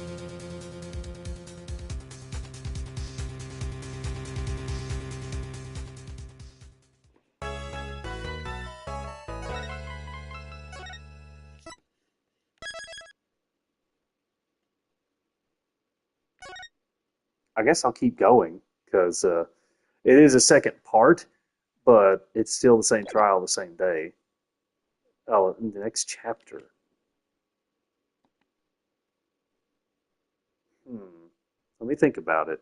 Do I want to continue onward to the next chapter? Or do I want to do this game chapter by chapter?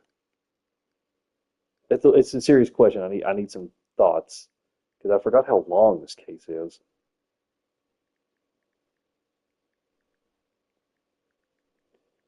I'm not looking up the answers. I'm just looking up like how long it is.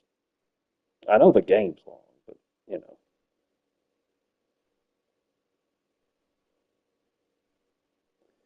Well, it's only got one more section. I feel like I should do them all in days, because each case has like 2 to 3 days. This case only has one. Like, this is the second half. It's almost over. I'm going to finish it personally. April 20th, 12:14 p.m., District Court, Courtroom Number 2. Court will now reconvene. Has our witness, Miss Olga Orley, recovered? Yes, Your Honor. Well, she's regained consciousness. Perhaps we can hear her version of the events again. That's the thing. You see, she's quite fatigued. You're looking a bit fatigued yourself, Mr. Payne. Sadly, fatigue is insufficient grounds for refusing to testify or prosecute. The defense would like to request that Miss Orley take the stand. Very well, the witness will take the stand. Perhaps you could repeat your name and profession?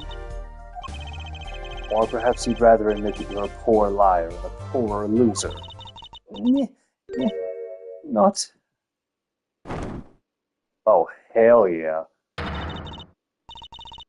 Name's Olga Orley, that's the truth. I'm a pro dealer. People call me Olga Quick Fingers Orley. Oh, really? Want to know something else? I'm not really Russian, and my last name sounds like... Oh, really? There, that's the truth. I hope you're satisfied. Witness, you will tell the court what you were really up to that night. Fine, I'll talk. We had a plan, see?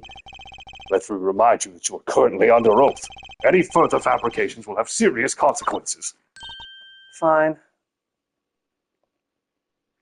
Definitely never stopped anyone before in this series. Like I said, I'm a pro. That guy Smith hired me to do what I do best. I was planted at the Borscht Bowl Club several days prior to the night of the game, as a waitress. So you were in cahoots with the victim. Not that he needed my help. Smith is a well-known poker player in some circles. But winning wasn't the main purpose of this game. It was about destroying a legend, the unbeatable Phoenix Wright. The plan was simple, elegant really. You see, we set up a trap of sorts. I was to plant a card in Wright's pocket beforehand, and then deal 5 aces during one of their games. When their hands were revealed, Smith would call him out and search Wright. So he didn't look too upset about it. He would then pull out the planted card and the trap would snap shut.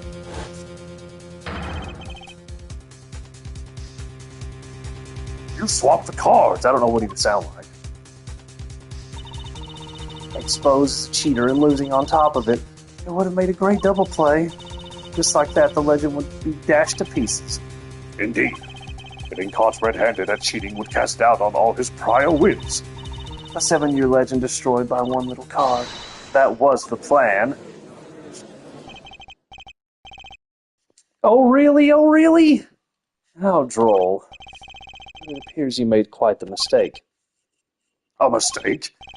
I agree, the trap was elegant. Yet what happened to that planted card? Hey, that's right. He's lucky, I'll give him that. You'd have to be to slip free from a trap laid by Olga Quick Fingers. Oh, really? Oh, really? That's not going to get old. The witness would be much cuter if she dispensed with the evil mastermind shtick. I think she's cuter now, personally. Cute? Who wants to be cute? I'm not cute, I'm bad, you hear me? Bad! When you're through being bad, perhaps you could testify to the court. Tell us about this trap and how it was sprung. Witness testimony, the best laid traps. That night I planted the card like I was supposed to, and Wright lost the last hand just like he was supposed to. Then Smith searched him.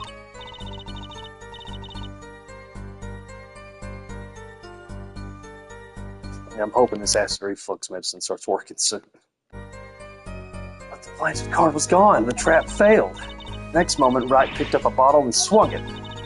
It wasn't me who hit Smith. It was that no-good cheating defendant. A surprisingly frank testimony that still leaves us mostly in the dark. The trap was perfect, I tell you. Perfect! If that rotten cheater hadn't messed it up. Look who's talking. Well, the testimony, for what it's worth, is all yours, Mr. Justice. With witnesses like her, who needs criminals? With defendants like Mr. Wright, who needs prosecutors?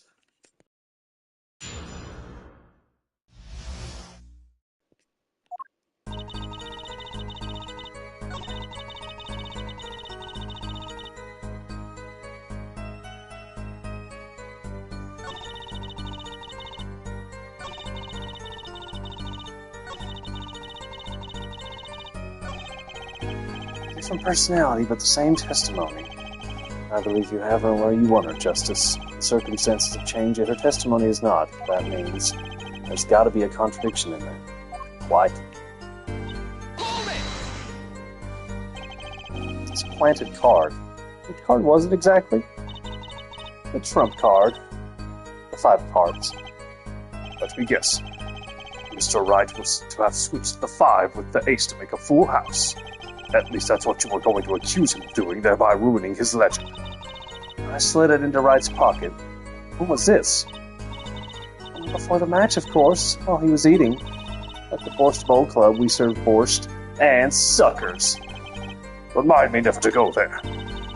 Of course, the card was to make its grand debut during the game. Like a good borscht, a good plot must be cooked up early and allowed to thicken.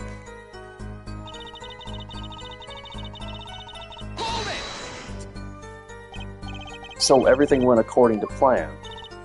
Exactly. 5th ace came up, so it's obvious the switch went off without a hitch. Once the extra card was found in his pocket, Wright would be forever known as a cheat and a fraud. How worse things to be known as, I suppose. Tell us what happened with the search.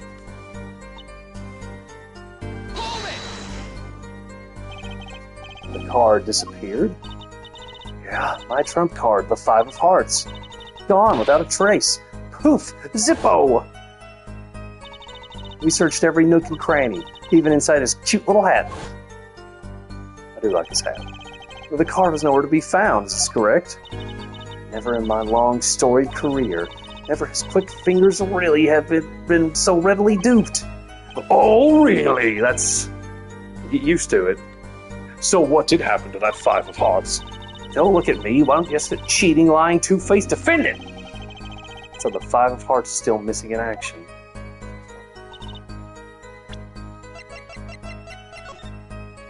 Is that it in the bottom left corner?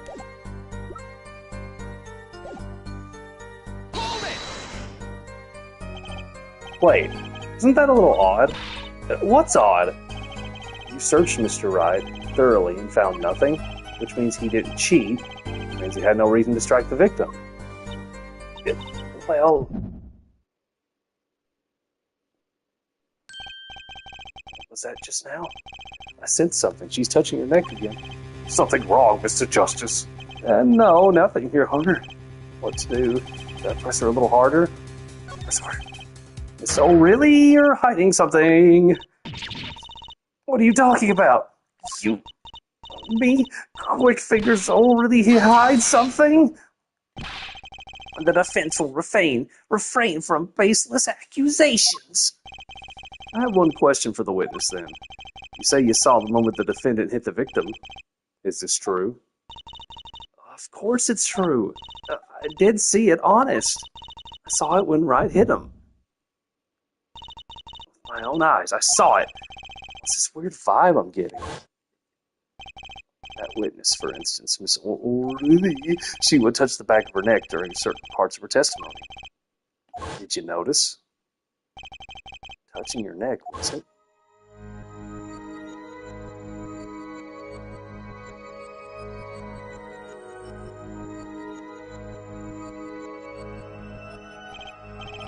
Whoa, what's going on? The sensation. It's coming into focus. There, that twitch. It's so clear. It's like I could perceive her habit like I couldn't before. Gotcha! Perceive.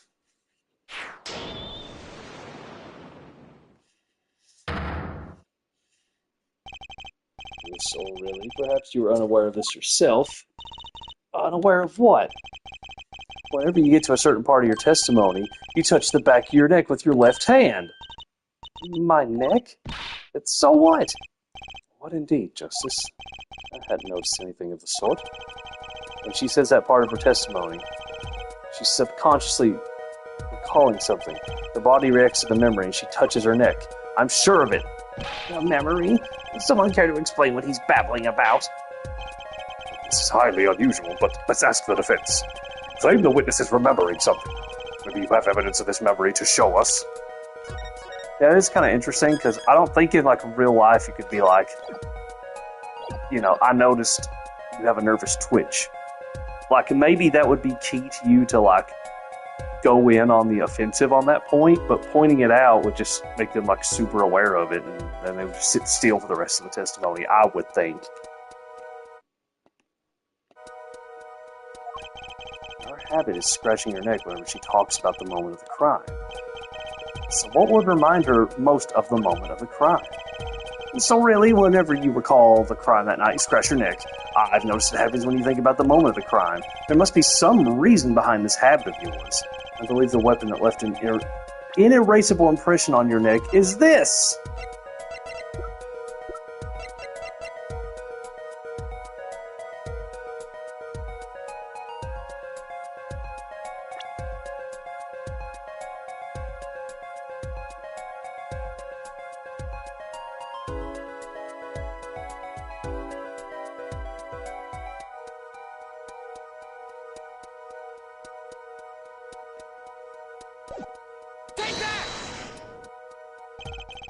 Whenever she talks about the moment of the crime, she touches her neck. Is she the one that got hit? What reminds us more of that moment than this bottle, the murder weapon? Something doesn't fit. If you were only the witness to the crime, why would that make you touch your neck like you're in pain? What's he talking about now? My name is Payne. It was Mr. Smith, the victim, who was hit, not you. This is a cross-examination, not a cross-wild conjecture. The witness's habits are completely irrelevant. Justice, I'll admit I'm a bit confused myself. This is certainly a unique cross-examination. I'll explain later, just trust me. Now's our only chance to break her. Miss Orley, please testify in detail about the moment of the crime. The very moment. Yet, I am knowing nothing. We know you're not Russian. The witness will testify, please. Now. Fine. He's the one who did it. I didn't let him out of my sight until the cops got there.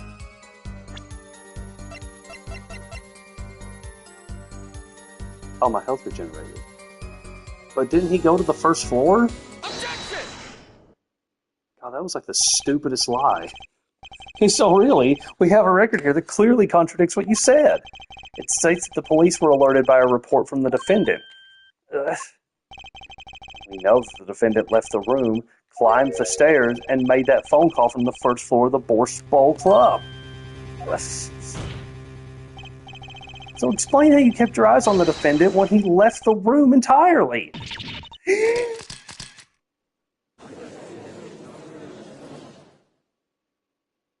That's a good point. The man who picked up a bottle of swamp that night wasn't the defendant.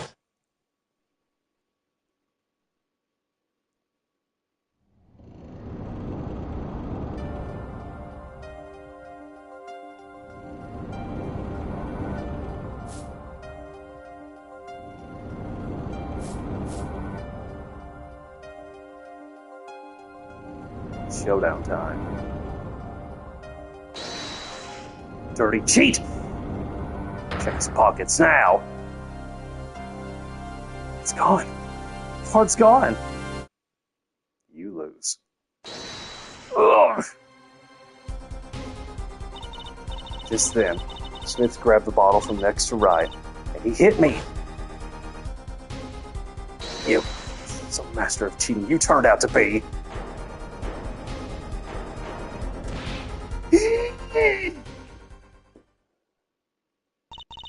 When I came to, The victim was already dead. Is that it? that's why I couldn't reveal who I really was. If it came out that I was in league with Smith, I'd be a suspect for sure. Well, where does this leave us? Madness. This is madness. I'm dreaming. It must have been me who was hit with a bottle, and I'm imagining all of this. It appears our prosecution is at his wit's end, and frankly, I can't blame him. Mr. Gavin, what do you think about this turn of events? Mr. Gavin, sir? I believe that as the defense in this case, we are compelled to call Miss Orley a big, fat liar. What? We were in that room the night of the murder. The defendant, victim, and her. And she has a motive. Motive? The plot foiled, the witness got into an argument with her client, Mr. Smith, and the denouement of that argument was murder. Is that how you pronounce that word?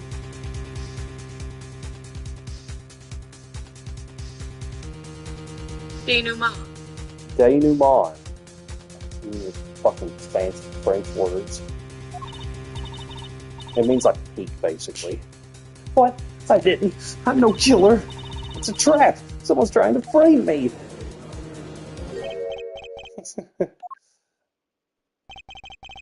What tangled webs we weave when we practice to deceive. That was a tongue twister. So tangled we catch ourselves in the process. I'm still right. Such a hasty conclusion. It's not like you, Christoph Gavin. What are you saying?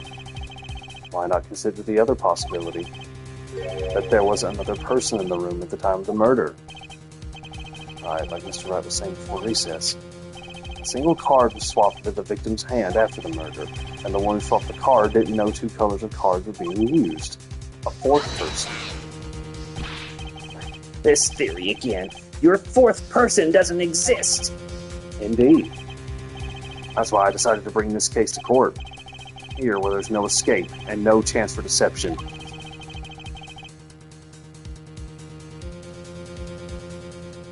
The perfect place to catch the real criminal. The real criminal? And we're in luck. A clue to the real criminal's identity was kindly provided for us. And right at the beginning of the trial, no less. What? Follow. Perhaps you know what I'm talking about? Sorry.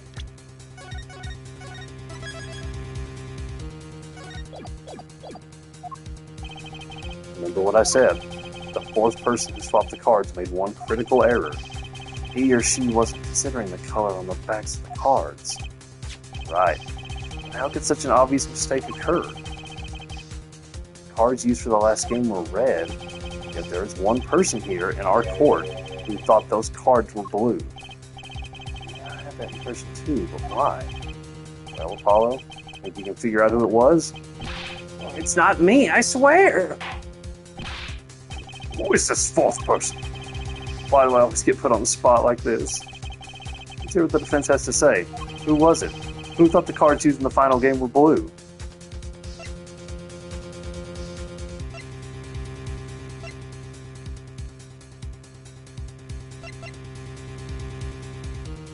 Well, by process of elimination, that's the only logical choice. I don't remember him saying that because the text law doesn't go that far back. He's dead. He wasn't there. She did. Why the fuck would it be him? As I expected. Your eyes and ears are as sharp as your hair. I was right. Christoph Gavin, you were the fourth person that night. Of course Mr. Gavin knows the color of the cards. How would he? As you can see, the photo of the crime scene is black and white. He can't tell which of the cards are blue. One's on the floor of the table. But look! You can see the colors in this photo! Yes, but when he said the cards were blue, it was well before this evidence came to light. It is true that the defendant was engaged in a game of poker with the victim, yet it was only that, a game in the purest sense, a competition, Your Honor. A competition? Yes, a test of wits, a silent clash of passions, only the cards and backs wreathed in blue flame know its final outcome. Well, Christoph? Mr. Gavin? Mr. Gavin, is something the matter? No, nothing. Excuse me, it was just so sudden. Right? You aren't seriously accusing me, are you? Oh, Christoph? You know, even I'd never take a joke this far. This has gone beyond ridiculous, beyond dumb. This is insanity. The defendant accusing his own defense attorney of murder. I assure you, I'm quite sane. What possible connection could Mr. Gavin have to the victim? I wasn't aware that I had a connection to Mr. Smith either. Yes, Mr. Gavin and the victim have never even met. Well, what if they have? There's a possibility, after all. They may have met that night before the game started. What are you suggesting? Is this the truth Mr. Wright was staying silent about? Well, only one thing to do. Mr. Wright, the defense would like to request that you testify to the court. The defense would like to request no such thing. Mr. Gavin, testimonies must relate to the case. How could anything happening before that game of poker be related?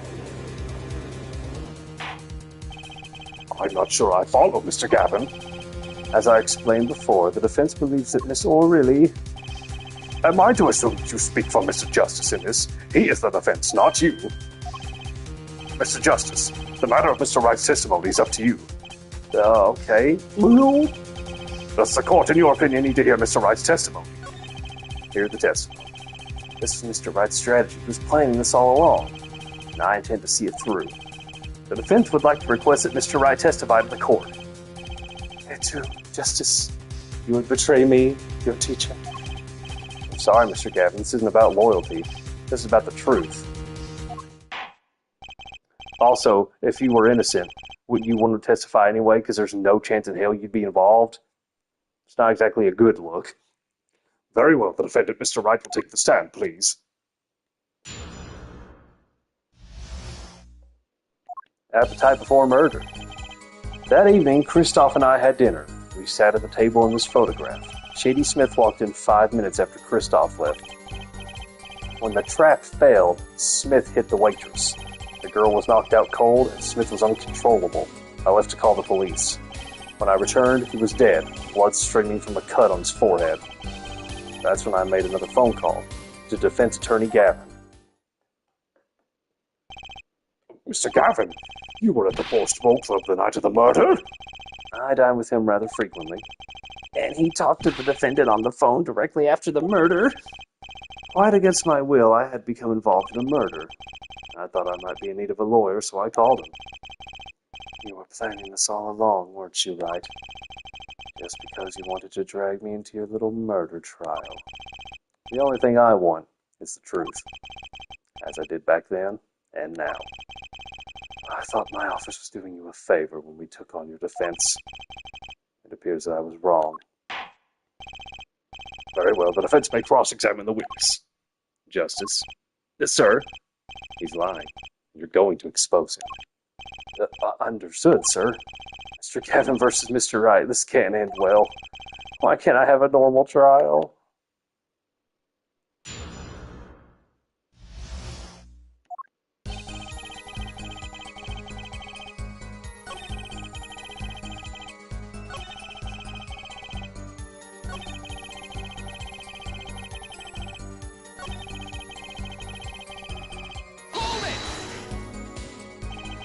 When you returned, the victim was already dead, yes. I'll admit, I was a little startled when I walked in. A little? He was bleeding from his forehead, after all. I guess I'd be startled too if I walked in on a scene like that.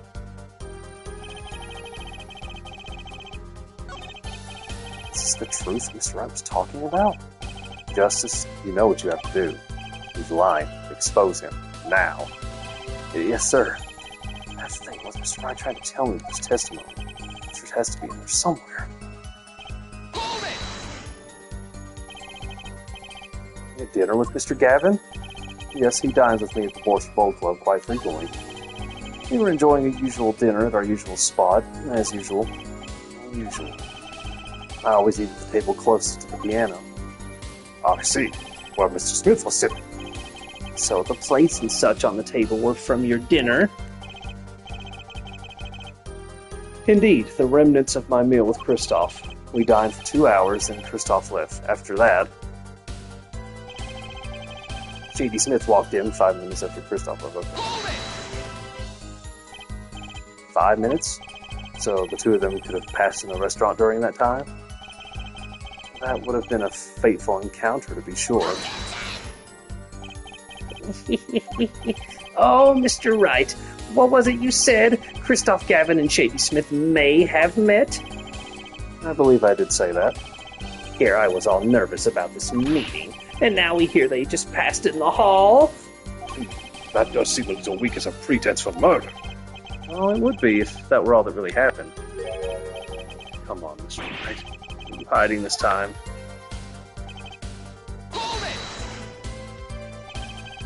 About this failed trap. This is the same trap that Miss Olga Orley mentioned. Plan was simple, elegant, really. You see, we set up a trap of sorts. I was to plant a card in Mr. Wright's pocket beforehand, and then deal 5 aces during one of their games.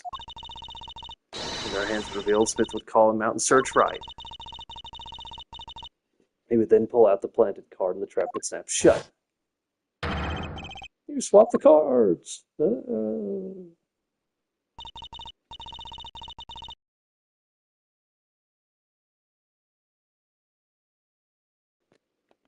Just like that, the legend would be dashed to pieces. Yes, a harmless prank, in essence. It's by a quirk of fate that I happened to discover it. By quirk?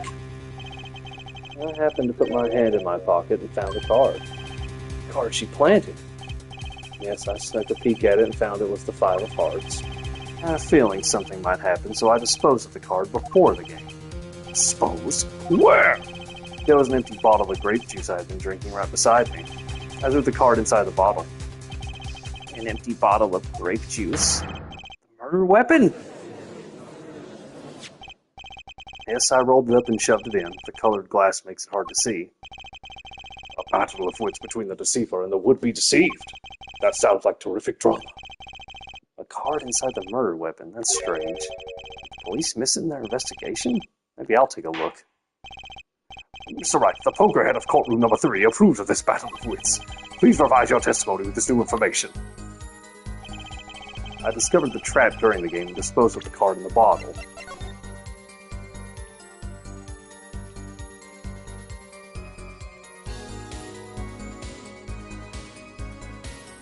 It's empty.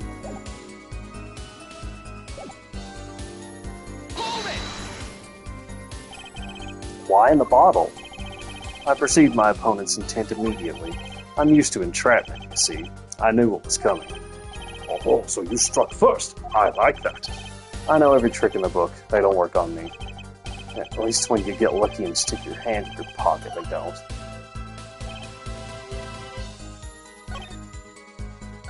I'll just press for consistency's sake. I made the call to the police from the first floor of the restaurant, correct? Exactly. Cell phones don't get a signal down in the hideout. Was anyone else on the first floor at that time? Not a soul. It was the middle of the night, after all. So there in the darkened restaurant, I called the cops. After making the call, I returned to the hideout. It didn't seem right to leave the injured waitress alone.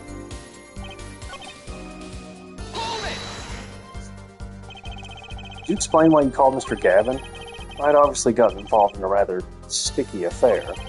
I figured Christoph's Lofts give me a friend rate for my defense fees. Glad to hear you intend to pay. Well, I'll pay in full, Christoph, as I have got you involved after all. You may find the price of the defense quite high, my good friend. Quite high. Is this the true English right? Yeah.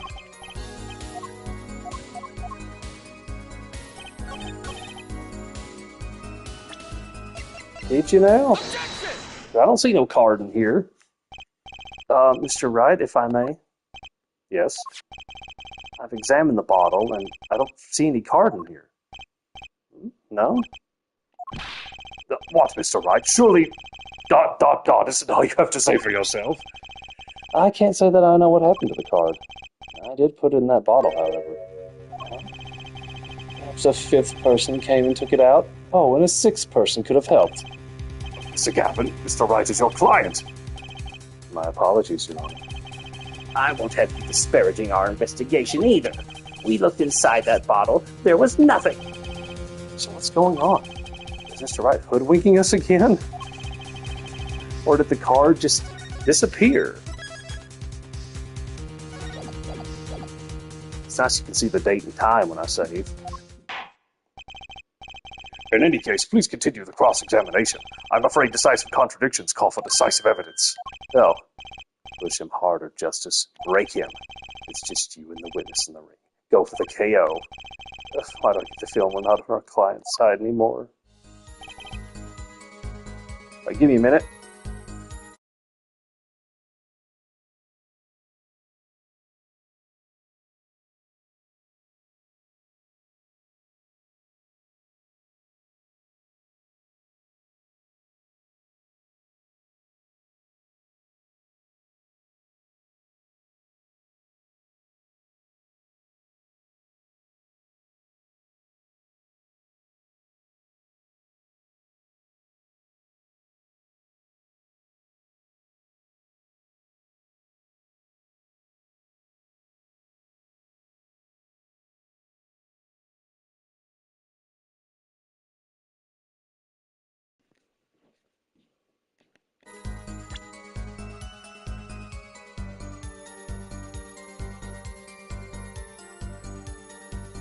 card just disappeared.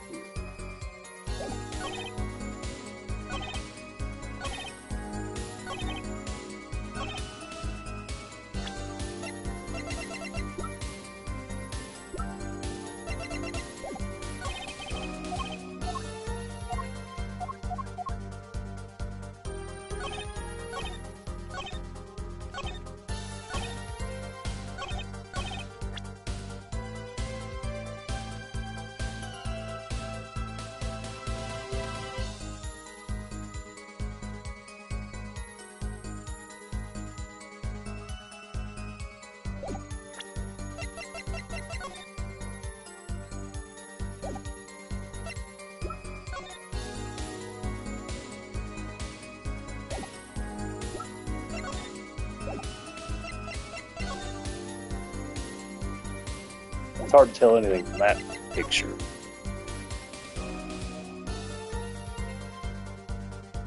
The lid's off, and you see that in the bottom left corner? It's a card of hearts.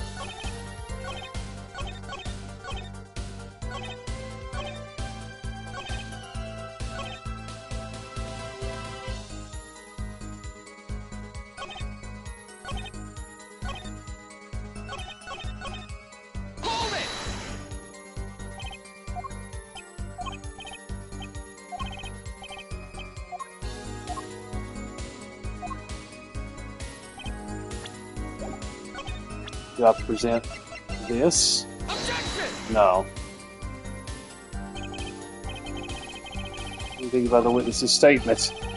I'm not sure I follow you. It clearly contradicts the, I thought...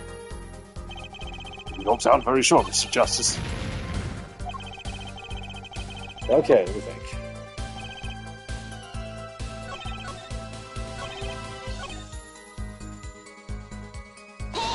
Yeah, do I just have to press all the statements again?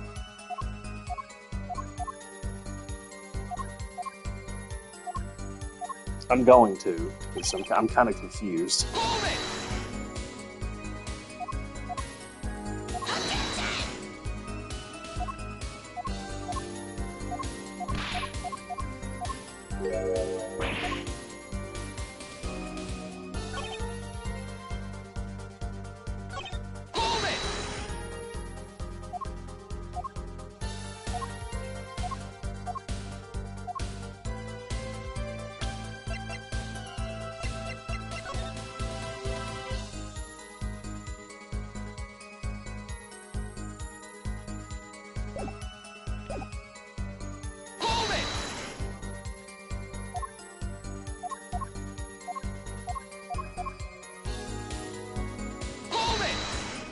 Hold it!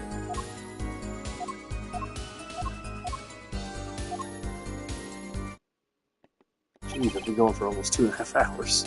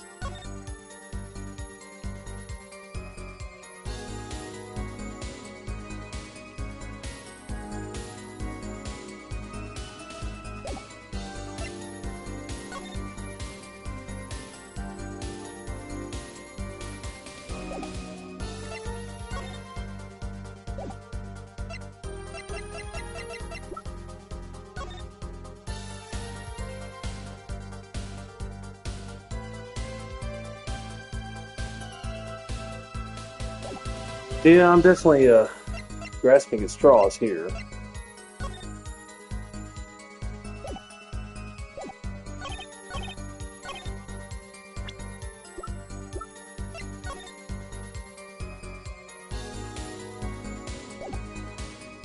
It seems like a technicality. Because, like, obviously he had blood from the cut.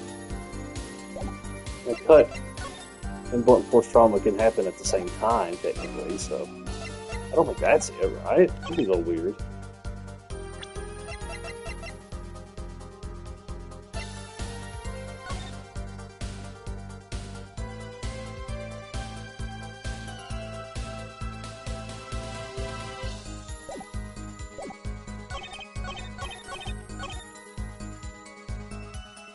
Okay. Let me read these again.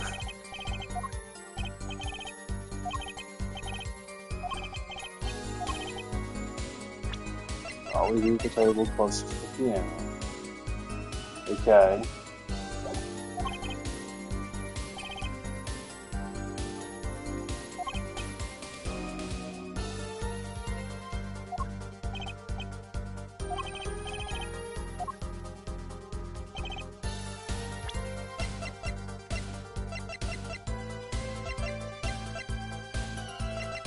So he's sitting at a square table and they play on like a rectangular table.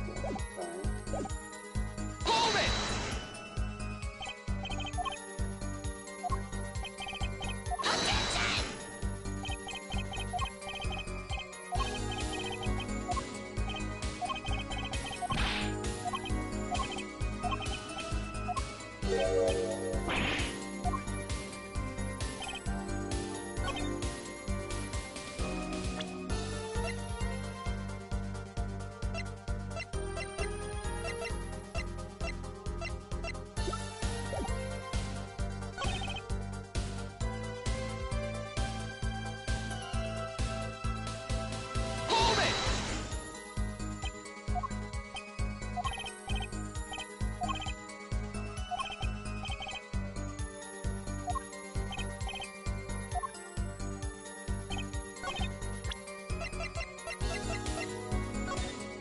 Am I supposed to present the chips photo or crime photo 1 to show that the bottle was then opened because it's on the table with its cap off? Objection! Nope. God damn it. Yeah, I don't know what I'm looking for. Okay. Hold it!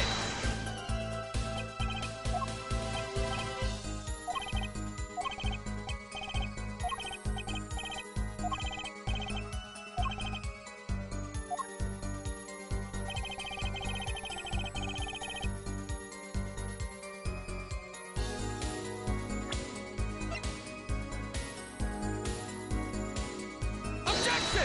Yeah, I didn't think that would work. That's a weird technicality. I'm glad it refilled my health though. 'Cause I don't know what the fuck I'm looking for. Hold it!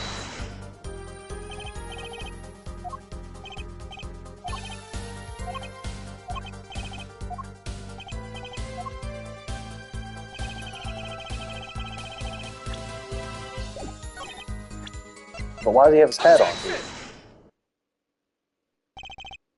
I noticed that earlier too. I mean, obviously it's a discrepancy that hat on here, no hat on. Why the fuck is the hat on? Mr. Wright, if I may. Yes. Take a look at this photograph of the crime scene. See the victim here? He's wearing a hat. I wouldn't think you could see blood on his forehead. Good point. Justice. Next time you point out the inconsistency, put a little more oomph into it. Mr. Wright, can you explain this to the court? Oh, I forgot to mention something. I was the one who put the hat on his head. You? You put the hat on the dead man's head? It worked through our entire poker game. After calling the police when I returned to the scene, his head was in full view.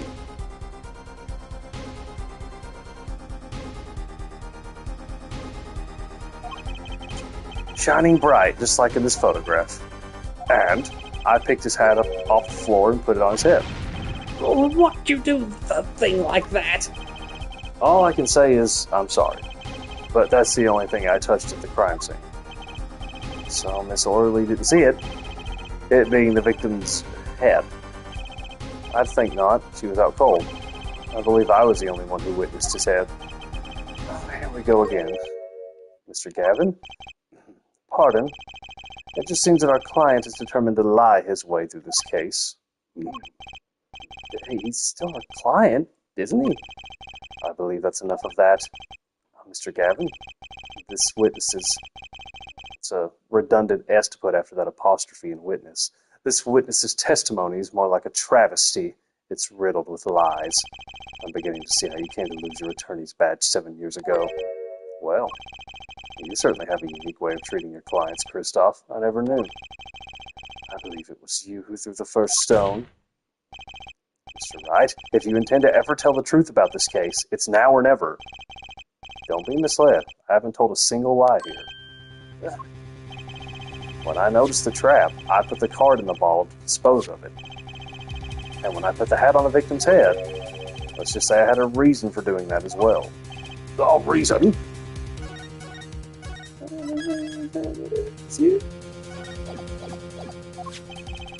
That reason is right here. Your cell phone. That night, recall that I spoke with Defense Attorney Gavin after calling the police. Just in case I recorded our conversation. What's this?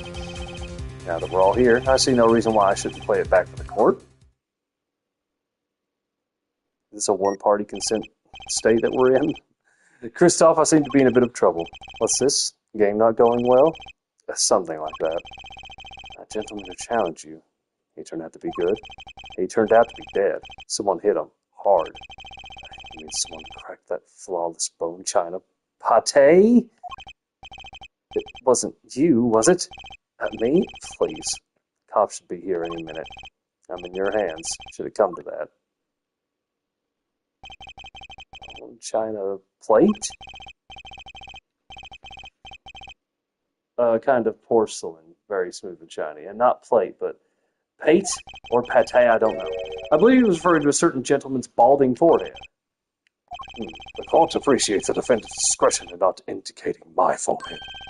Wait a second. Something's not right about that phone call. So after Mr. Gavin ate dinner with you, he left the Borst Bowl Club. Most certainly. Then how did he know? When did he see this bone china plate? Oh, that's right. Yes, that was when I began to see my good friend in a different light. Troubled, I returned to the crime scene, and when I spotted Mr. Smith's head again, I realized exactly what was wrong. Well, Mr. Gavin, the stage has been set. Perhaps you would like to explain this to the court? Exactly how did you come by your privileged knowledge of the victim's head? So this is your reason. The reason why you put the victim's hat back on. Your point, Mr. Gavin? It's come down to this, has it, Phoenix Wright? Order! I will have order! Mr. Payne! Yes, Your Honor. I believe this court has been left with no other choice. Are you prepared to hear Defense Attorney Gavin's testimony? Well, as the prosecutor, Very well. We'll break for 10 minutes, after which Mr. Gavin will take the stand for a cross-examination. Are we all clear on that? Crystal clear, Your Honor. Very well. This will be the final recess for the day.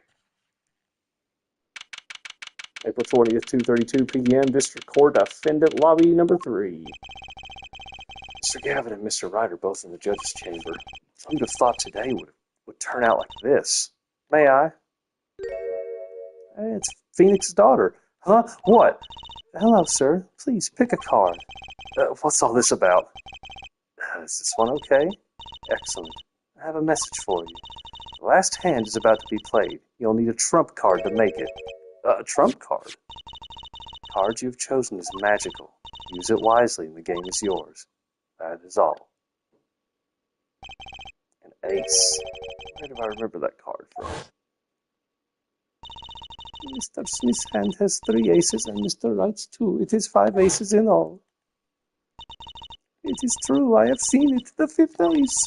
That was cheating, I swear to you. That must be Mr. Smith's blood. I've never seen a 5th ace. Like this blotch of red. Is this blood?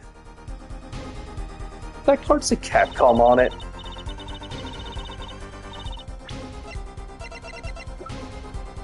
You have your trump card. Now it's up to you to cut the deck and draw the truth. My father's fate is in your hands. I know you can do it. This blood-stained card is my trump card for finding the truth. I fell deep into thought as my mind raced to understand what this all meant. That girl, I'd seen her recently. But where? It's Phoenix's daughter! That's when I made the connection.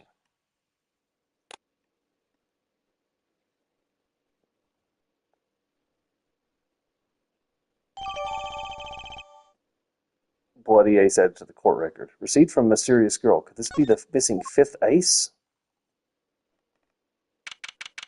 April 22, 45 p.m. District Court, courtroom number 2. Court will now reconvene. It says Capcom. I don't know what the rest of it says. Capcom Japan, Osaka. Oh, Capcom Osaka Japan 2007. That's cute. A single drop of blood marks the front of the card.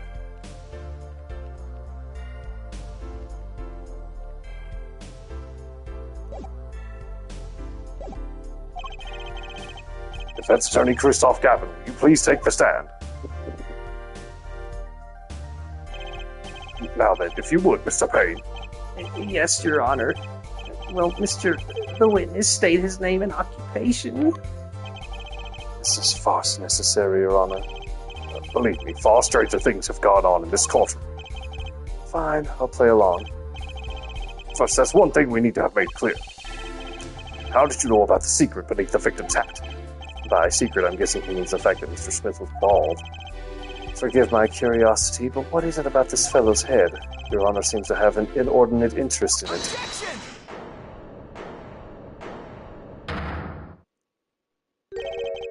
I wouldn't call it inordinate, Mr. Gavin.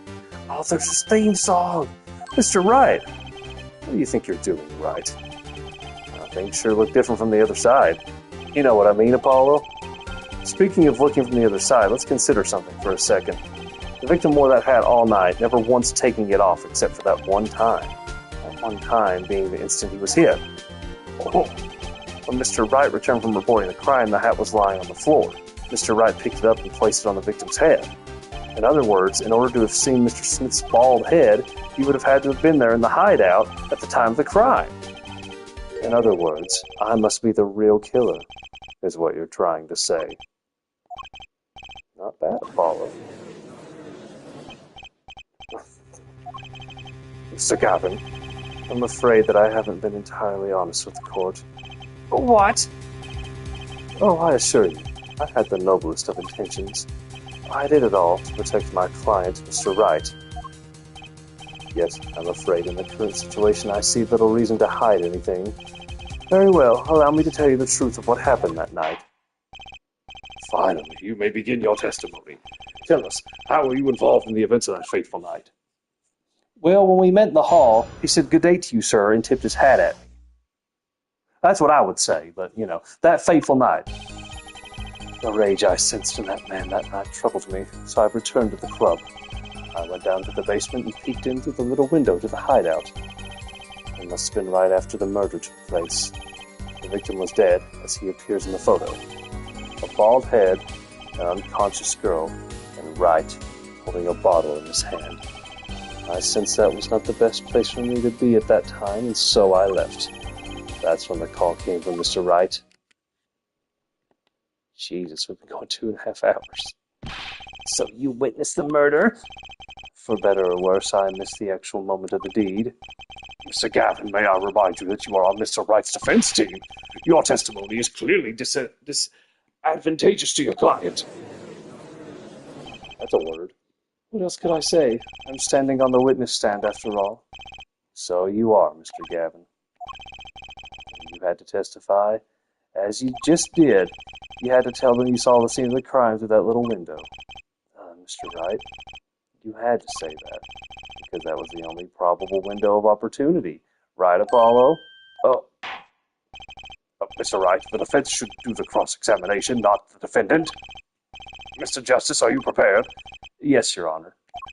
Nah, I can't believe I'm going up against Mr. Gavin. This trial's getting weirder and weirder.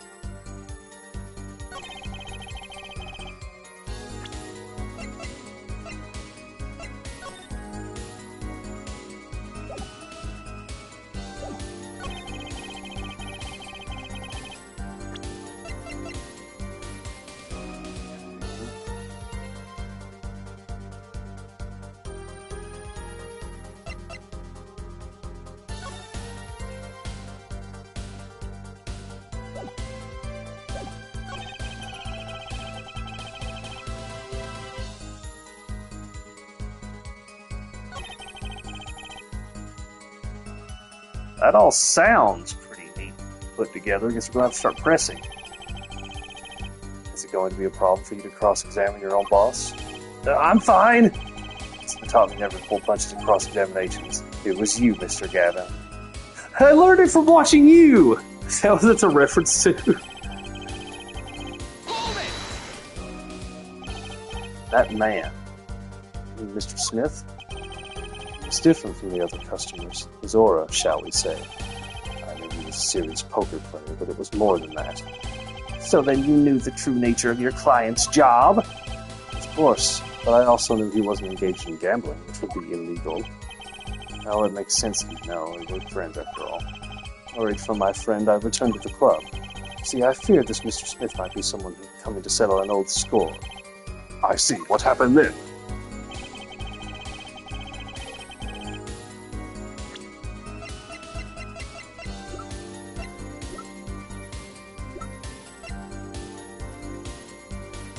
Give me a moment.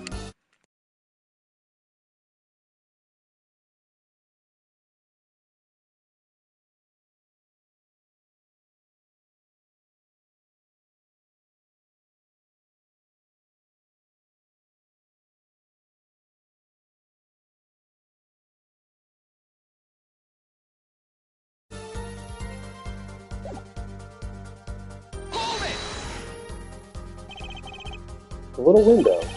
You mean the one you used to keep watch up the stairs? Yes, relic of the ancient past. The Black Marketeers used it, I believe. Why did you go through the trouble of peeking in through the window? Are they talking about the one in the middle upper area there?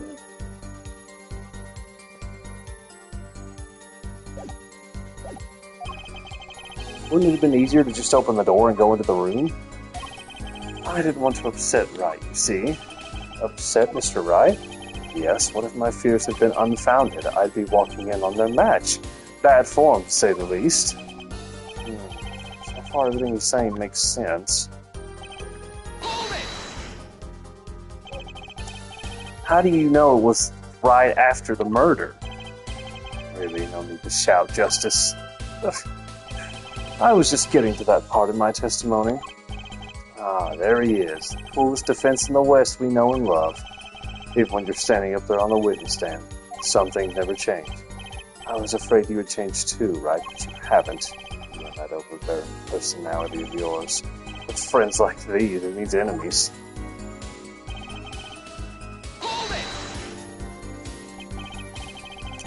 By photo, you mean a second photograph of the crime scene? Precisely. You see, he wasn't wearing his hat then. I saw his head when he was dead. Dead head. And then Mr. Wright came along and replaced his hat. Can you describe the scene of the crime for us?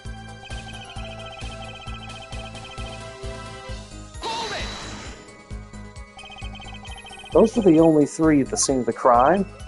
Yes, as far as I saw at least.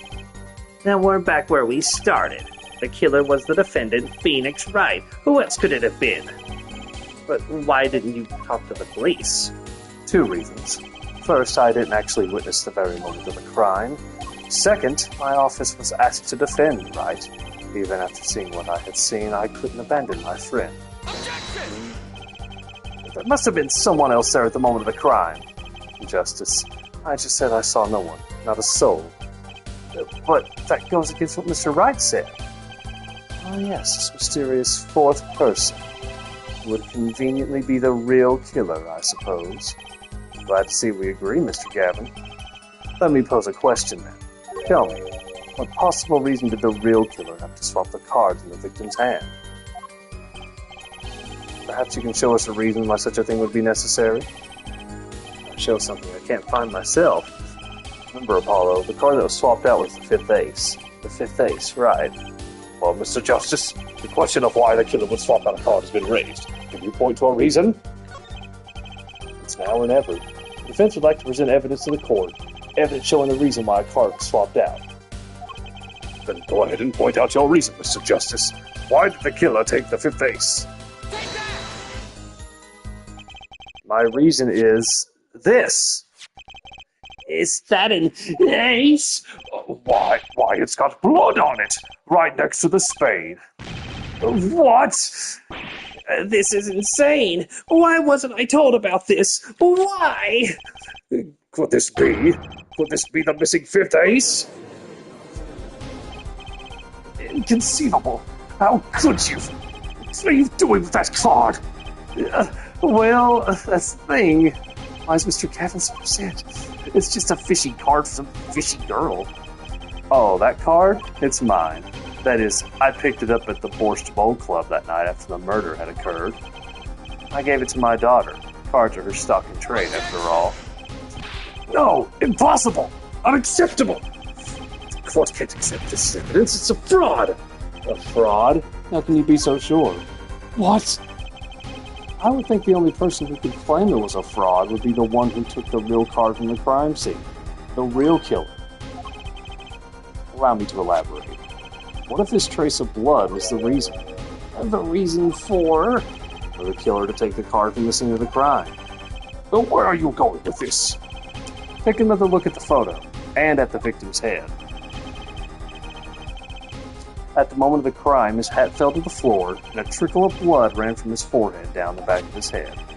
Couldn't a drop of that blood have fallen on one of the cards? I suppose. The killer then took the card to hide the blood. Regardless, that evidence is not permissible. Oh? Right, regardless of how you wasted the last 7 years, you used to be a lawyer. You know what a serious crime it is to conceal evidence.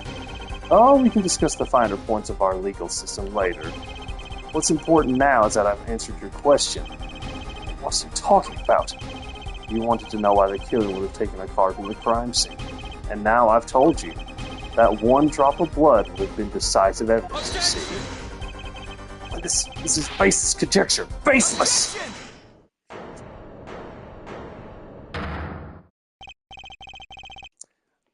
Oh, I assure you, it's quite based. I love when games age beautifully. What?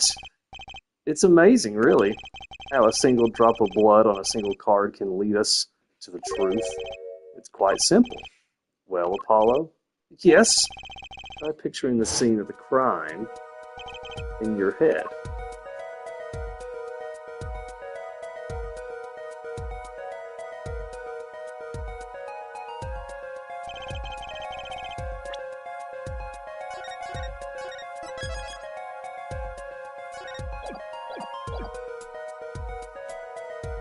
The murder took place in the hideout.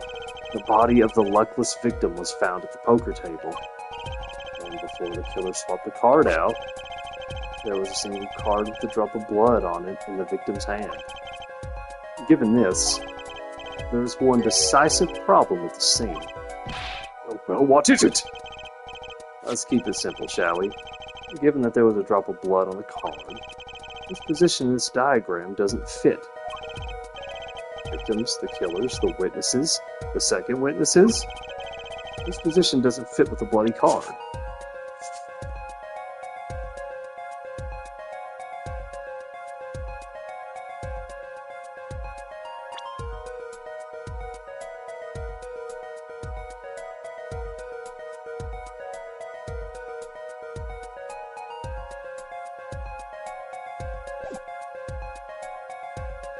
I wish I could look at the court records.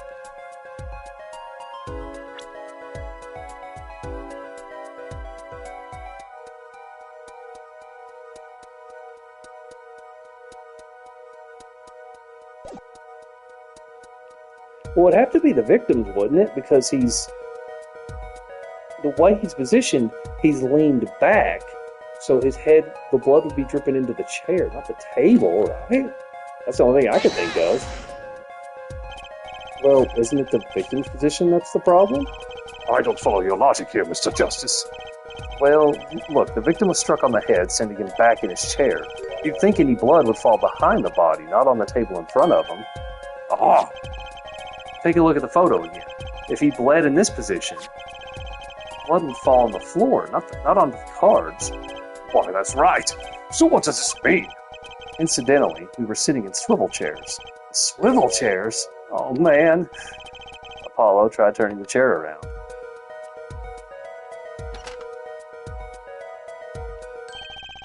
The chair was facing the other way. It would have to be.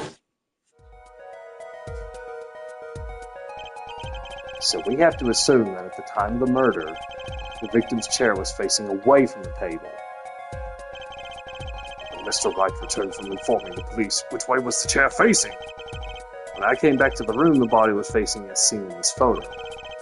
That would mean the killer turned the chair back around. Let's take the next step. Look at the diagram once more.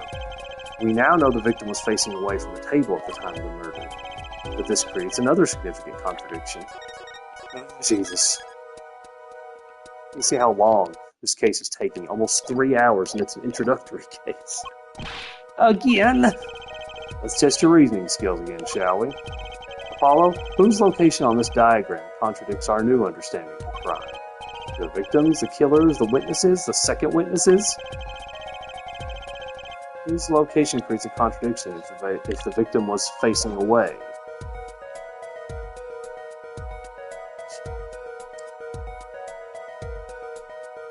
The only thing I can think of would be where Christoph is claiming he's at, right?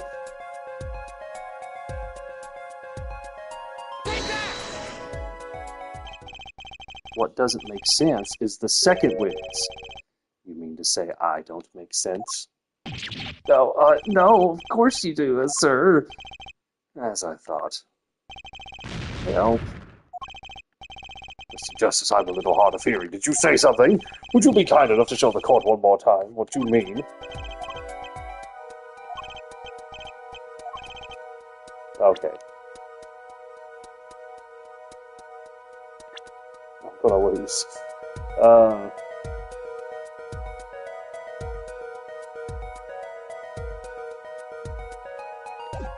I don't know who else it would be. The killer?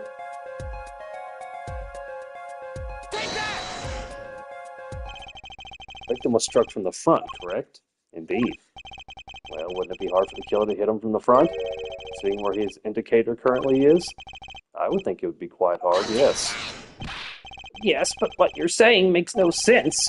Why would the victim suddenly turn to face the wall in the middle of a game? I believe a sufficient reason will soon come to light. What? There's something in this diagram that makes far less sense, actually.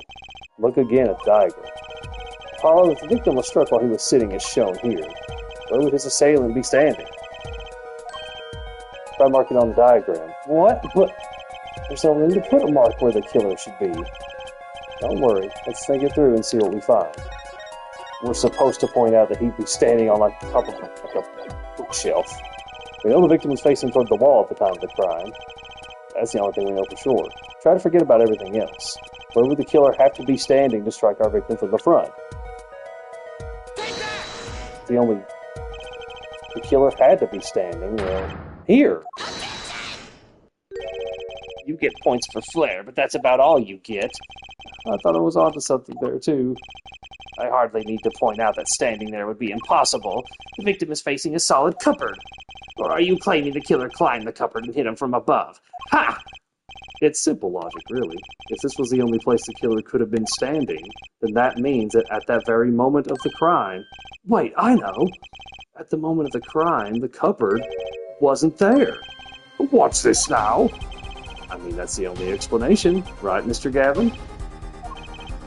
Your Honor, I have a suggestion for the defense. We should arrange to examine the cupboard in the hideout immediately. Bailiff, send a team to the crime scene immediately. Have them try to move the cupboard. Your Honor. What? There's one more thing your men should look for. Please give this the bailiff. Yes, I see. You do belong in the courtroom after all, Mr. Wright. I do my best.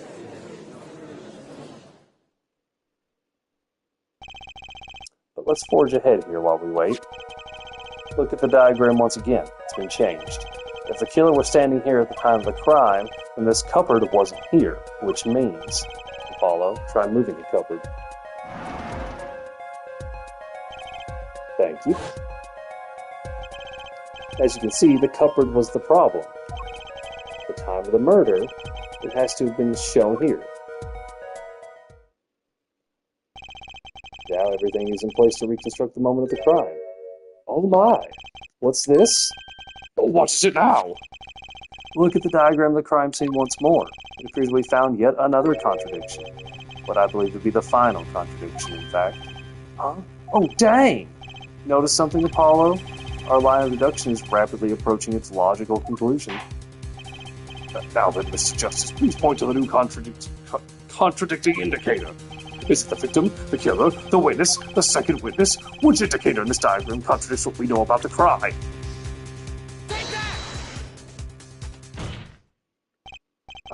About this cupboard.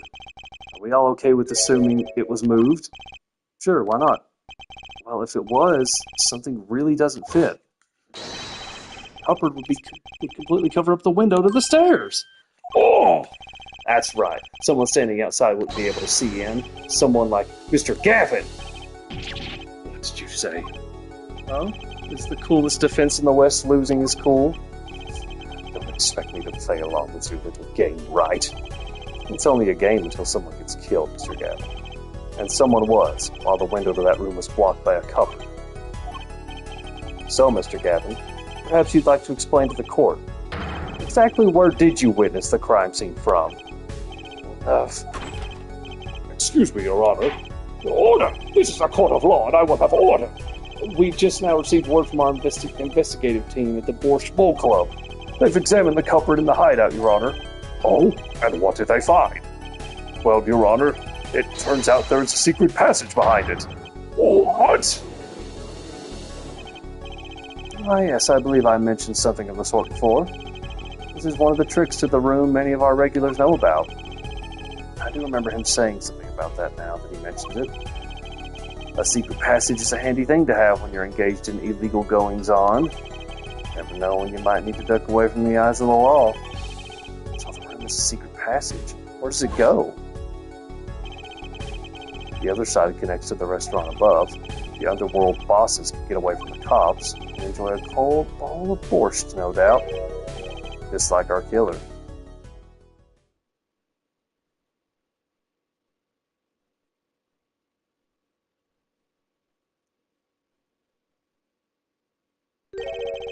You see where our line of simple deductive reasoning has led us, Apollo? I see it, but I don't believe it. That girl wasn't kidding when she said I needed this trump card for the last hand. And if Mia has to dig out Phoenix at the last second, then this girl's going to have to do it for Apollo. At the time of the murder, the window was blocked, and the victim's hat was only off his head for the few minutes between Mr. Smith's murder and Mr. Wright's return from calling the cops. In other words, the only place anyone could have seen the victim's bald head was from inside the hideout. Well, Mr. Gavin, say something. Dare I ask what really happened that night? Actually, I think we can probably figure it out ourselves at this point. That night, for whatever reason, our killer had a date with Mr. Smith. A date with destiny. Then he crouched, hidden in the secret passageway behind the cupboard, holding his breath, waiting for just the right moment. Then the chance came, and he took it. Ugh.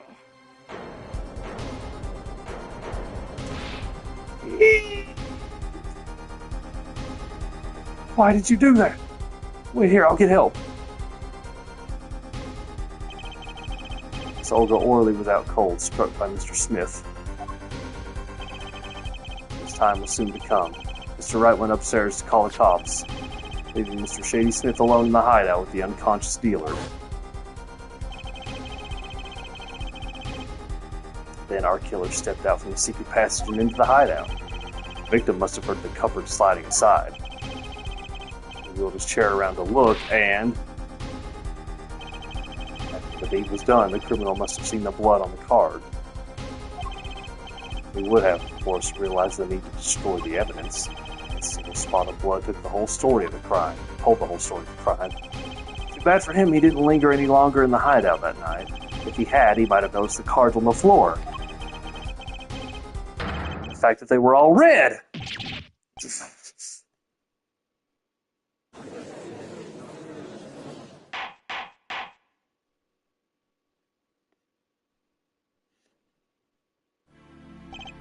Well, it seems this trial has taken yet another turn. I'm truly sorry I had to see this day come, Mr. Gavin. Gavin. Mr. Payne, Yes, Your Honor. the prosecution will continue its investigation. As for Mr. Phoenix Wright, the defendant, he is hereby cleared of all suspicion. Believe me when I say that I don't believe this is happening, Mr. Gavin. But I'm afraid circumstances call for me to issue a warrant for your arrest immediately.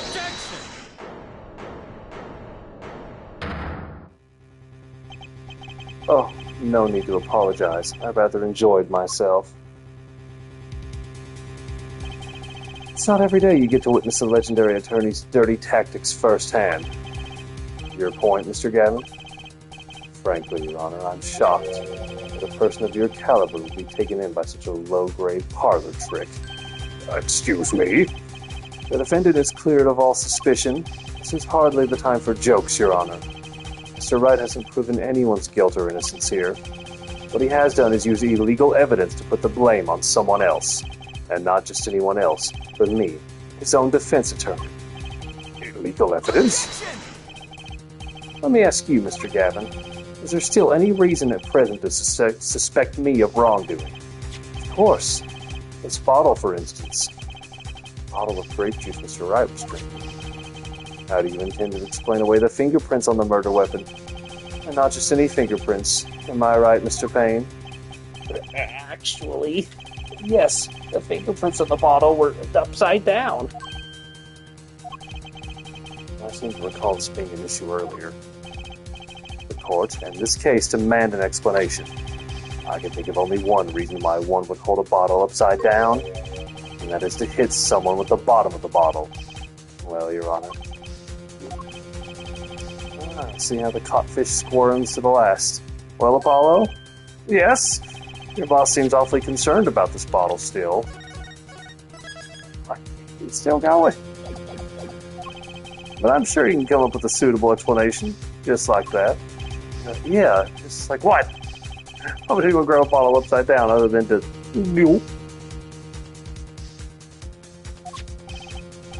Don't let him trick you to thinking his explanation is the only legitimate one. Is there really another? Take another look at the court record. I believe you'll find a simple answer there, in plain sight.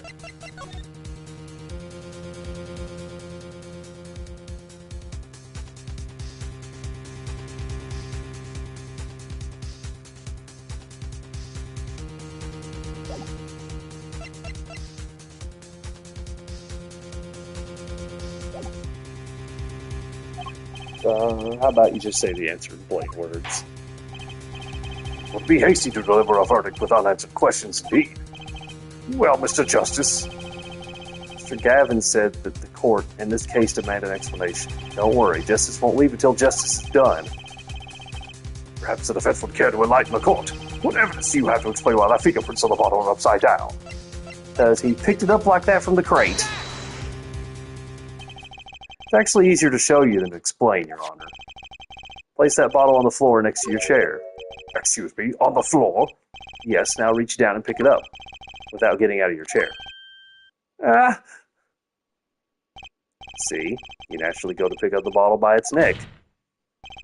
With your fingers upside down. Look at this photograph taken on the night of the murder. The defendant, Mr. Wright, sat here, playing piano, bottles of grape juice on the floor, at the side of his piano bench. Would have naturally picked up the bottles upside down several times. Wow, I can't believe it was that simple!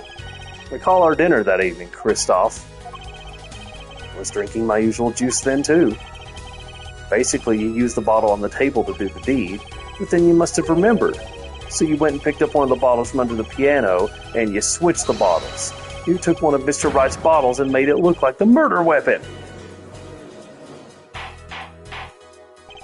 Order, order, order! What do you have to say to these charges, Mr. Gavin? Fascinating. So this is the legendary attorney's famed tactic of misdirection. What? You claim that I switched the bottle? Where's your proof? Proof? Well, that's, as I thought, more baseless conjecture. I'm afraid your bottle of proof is quite empty. I wouldn't be so sure about that.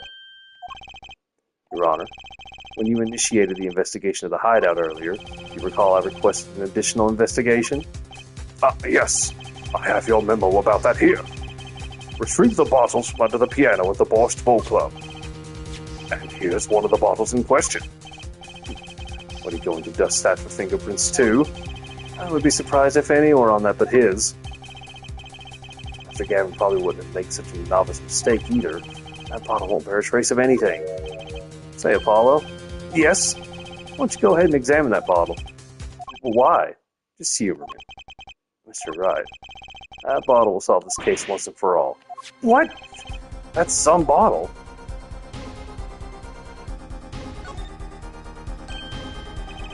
There's something inside the bottle.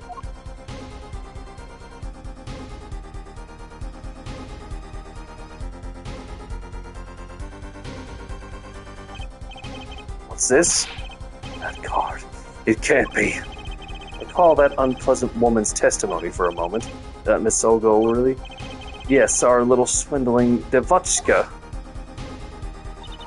That night, I planted the card like I was supposed to, and Wright lost the last hand just like he was supposed to. Then Smith searched him. The planted card was gone. The trap failed. Oh, wait, this isn't... You're telling me that this is the planted card you disposed of? The one you mentioned in this piece of testimony? I happened to put my hand in my pocket and found a card. Yes, I snuck a peek at it and found it was the 5 of hearts. I had a feeling something might happen, so I disposed of the card before the game. Disposed? Where? There was an empty bottle of grape juice I had been drinking right beside me. I threw the card inside the bottle.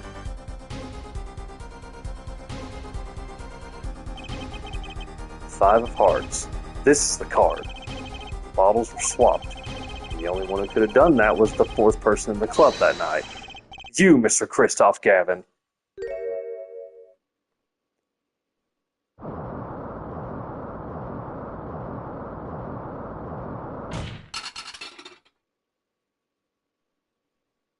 Damn.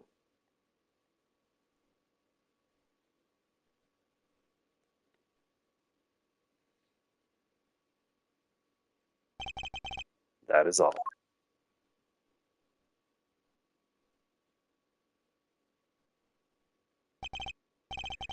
Is this your idea of revenge, Phoenix Wright? Revenge? Revenge for the events that took away your attorney's badge 7 years ago. My past is like my logic, straight and true. Nothing's changed. All I did was point the finger of justice in the proper direction. Fine. I'm glad we could have this little Ted's Mr. Wright. I'm not going to pretend to know how to pronounce that. This is insane. What about me? Don't I get to prosecute anyone? I believe this time we finally come to the end of our trial. Professional swindler hired by the victim to destroy Phoenix Wright's reputation.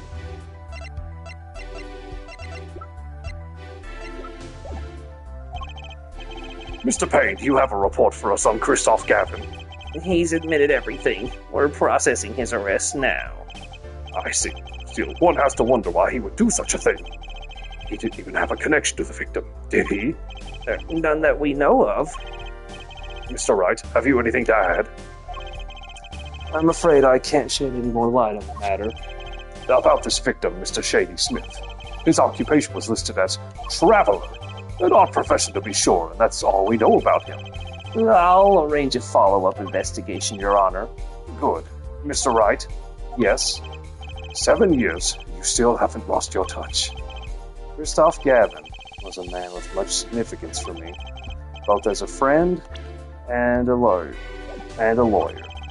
He was extremely talented, to be sure.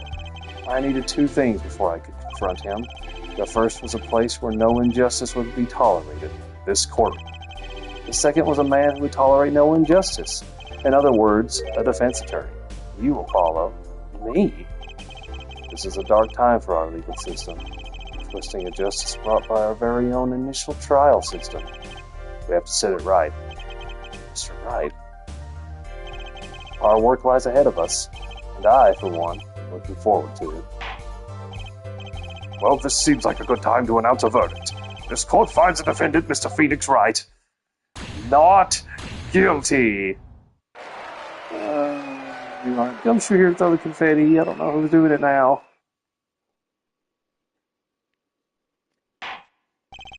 Court is adjourned.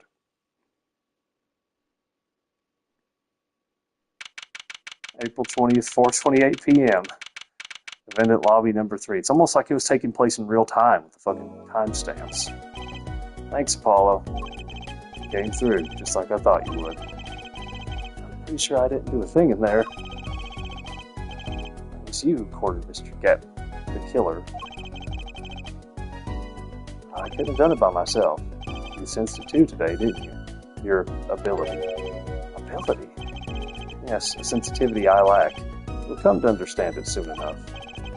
Wait, I wonder if he means... I have one question for the witness then. You say you saw the moment the defendant hit the victim. Is this true? Of course it's true. What's this weird vibe I'm getting?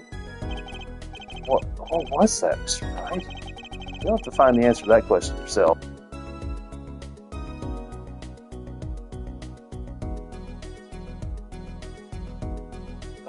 One of these days I'll no longer have acid reflux, hopefully. The answer, right. It was full of questions without answers, most of them about Mr. Gavin. What possible reason could he have had to commit murder? Perhaps you'll learn that in the days to come. Wait, you don't know, do you? This locket is the key. Huh? Oh, that reminds me, I met the girl whose picture's in your locket.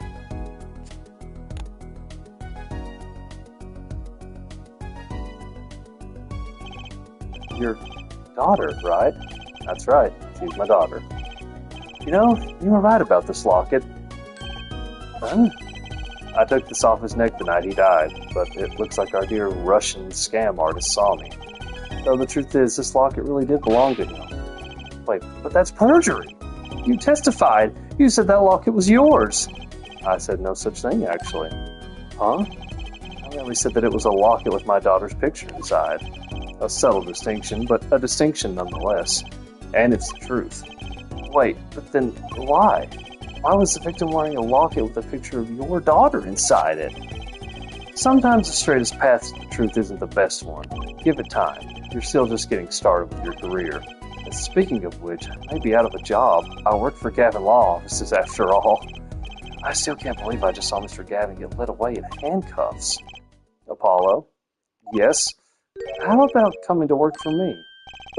You mean at the Wright & Co. law offices? I mean, there's not a single attorney in my generation that doesn't know it. I can't imagine that to be true, but... wait, but you're not a... Oh, I turned in my badge, yes. I'm not an attorney anymore.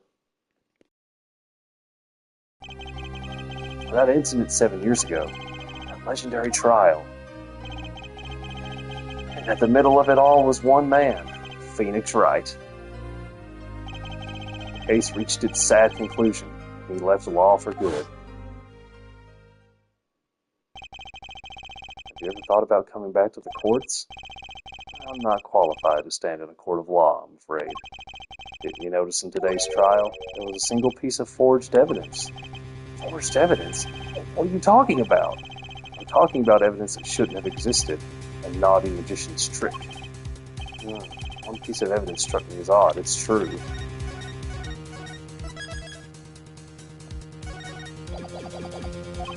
It just seemed, well, too perfect. I'll bet this was the forged evidence.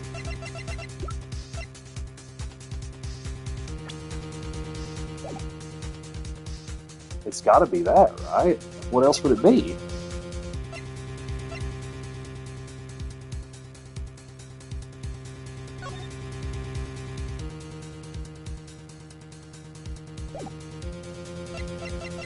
I literally don't know what else it would be. You mean this, don't you? I got this from your daughter, Mr. Wright. Yes, that card couldn't have been found at the crime scene. Why? Because the killer took it with him when he left.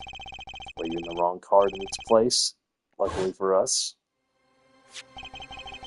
Oh, I can't accept this evidence. It's a fraud! Fraud? How can you be so sure?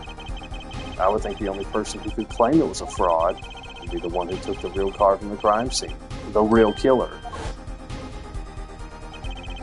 My verdict was already handed down 7 years ago. And you really... Yes, I forged this card. One look at the crime scene should have told you it wasn't real. You can't do something like that and call yourself an attorney. Who's calling themselves an attorney, Apollo? So it's true. The rumor's true. 7 years ago. None of that matters much now, does it?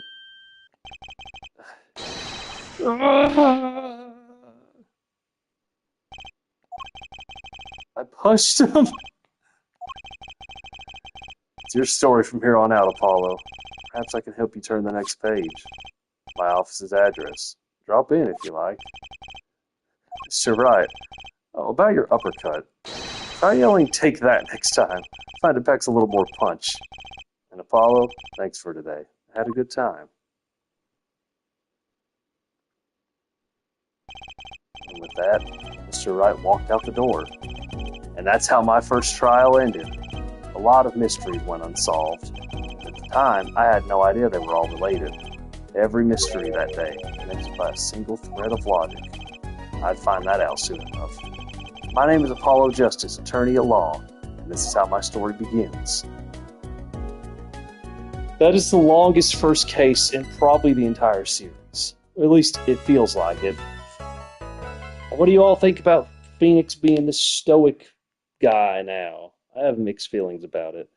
I don't know if I could do one case a day if that's how long the first case is. Maybe I can do a portion a day. I don't know. I need a break. Even though that is one of the better first introductory cases, Jesus Christ, I gotta go to bed. So I will see you all some other time.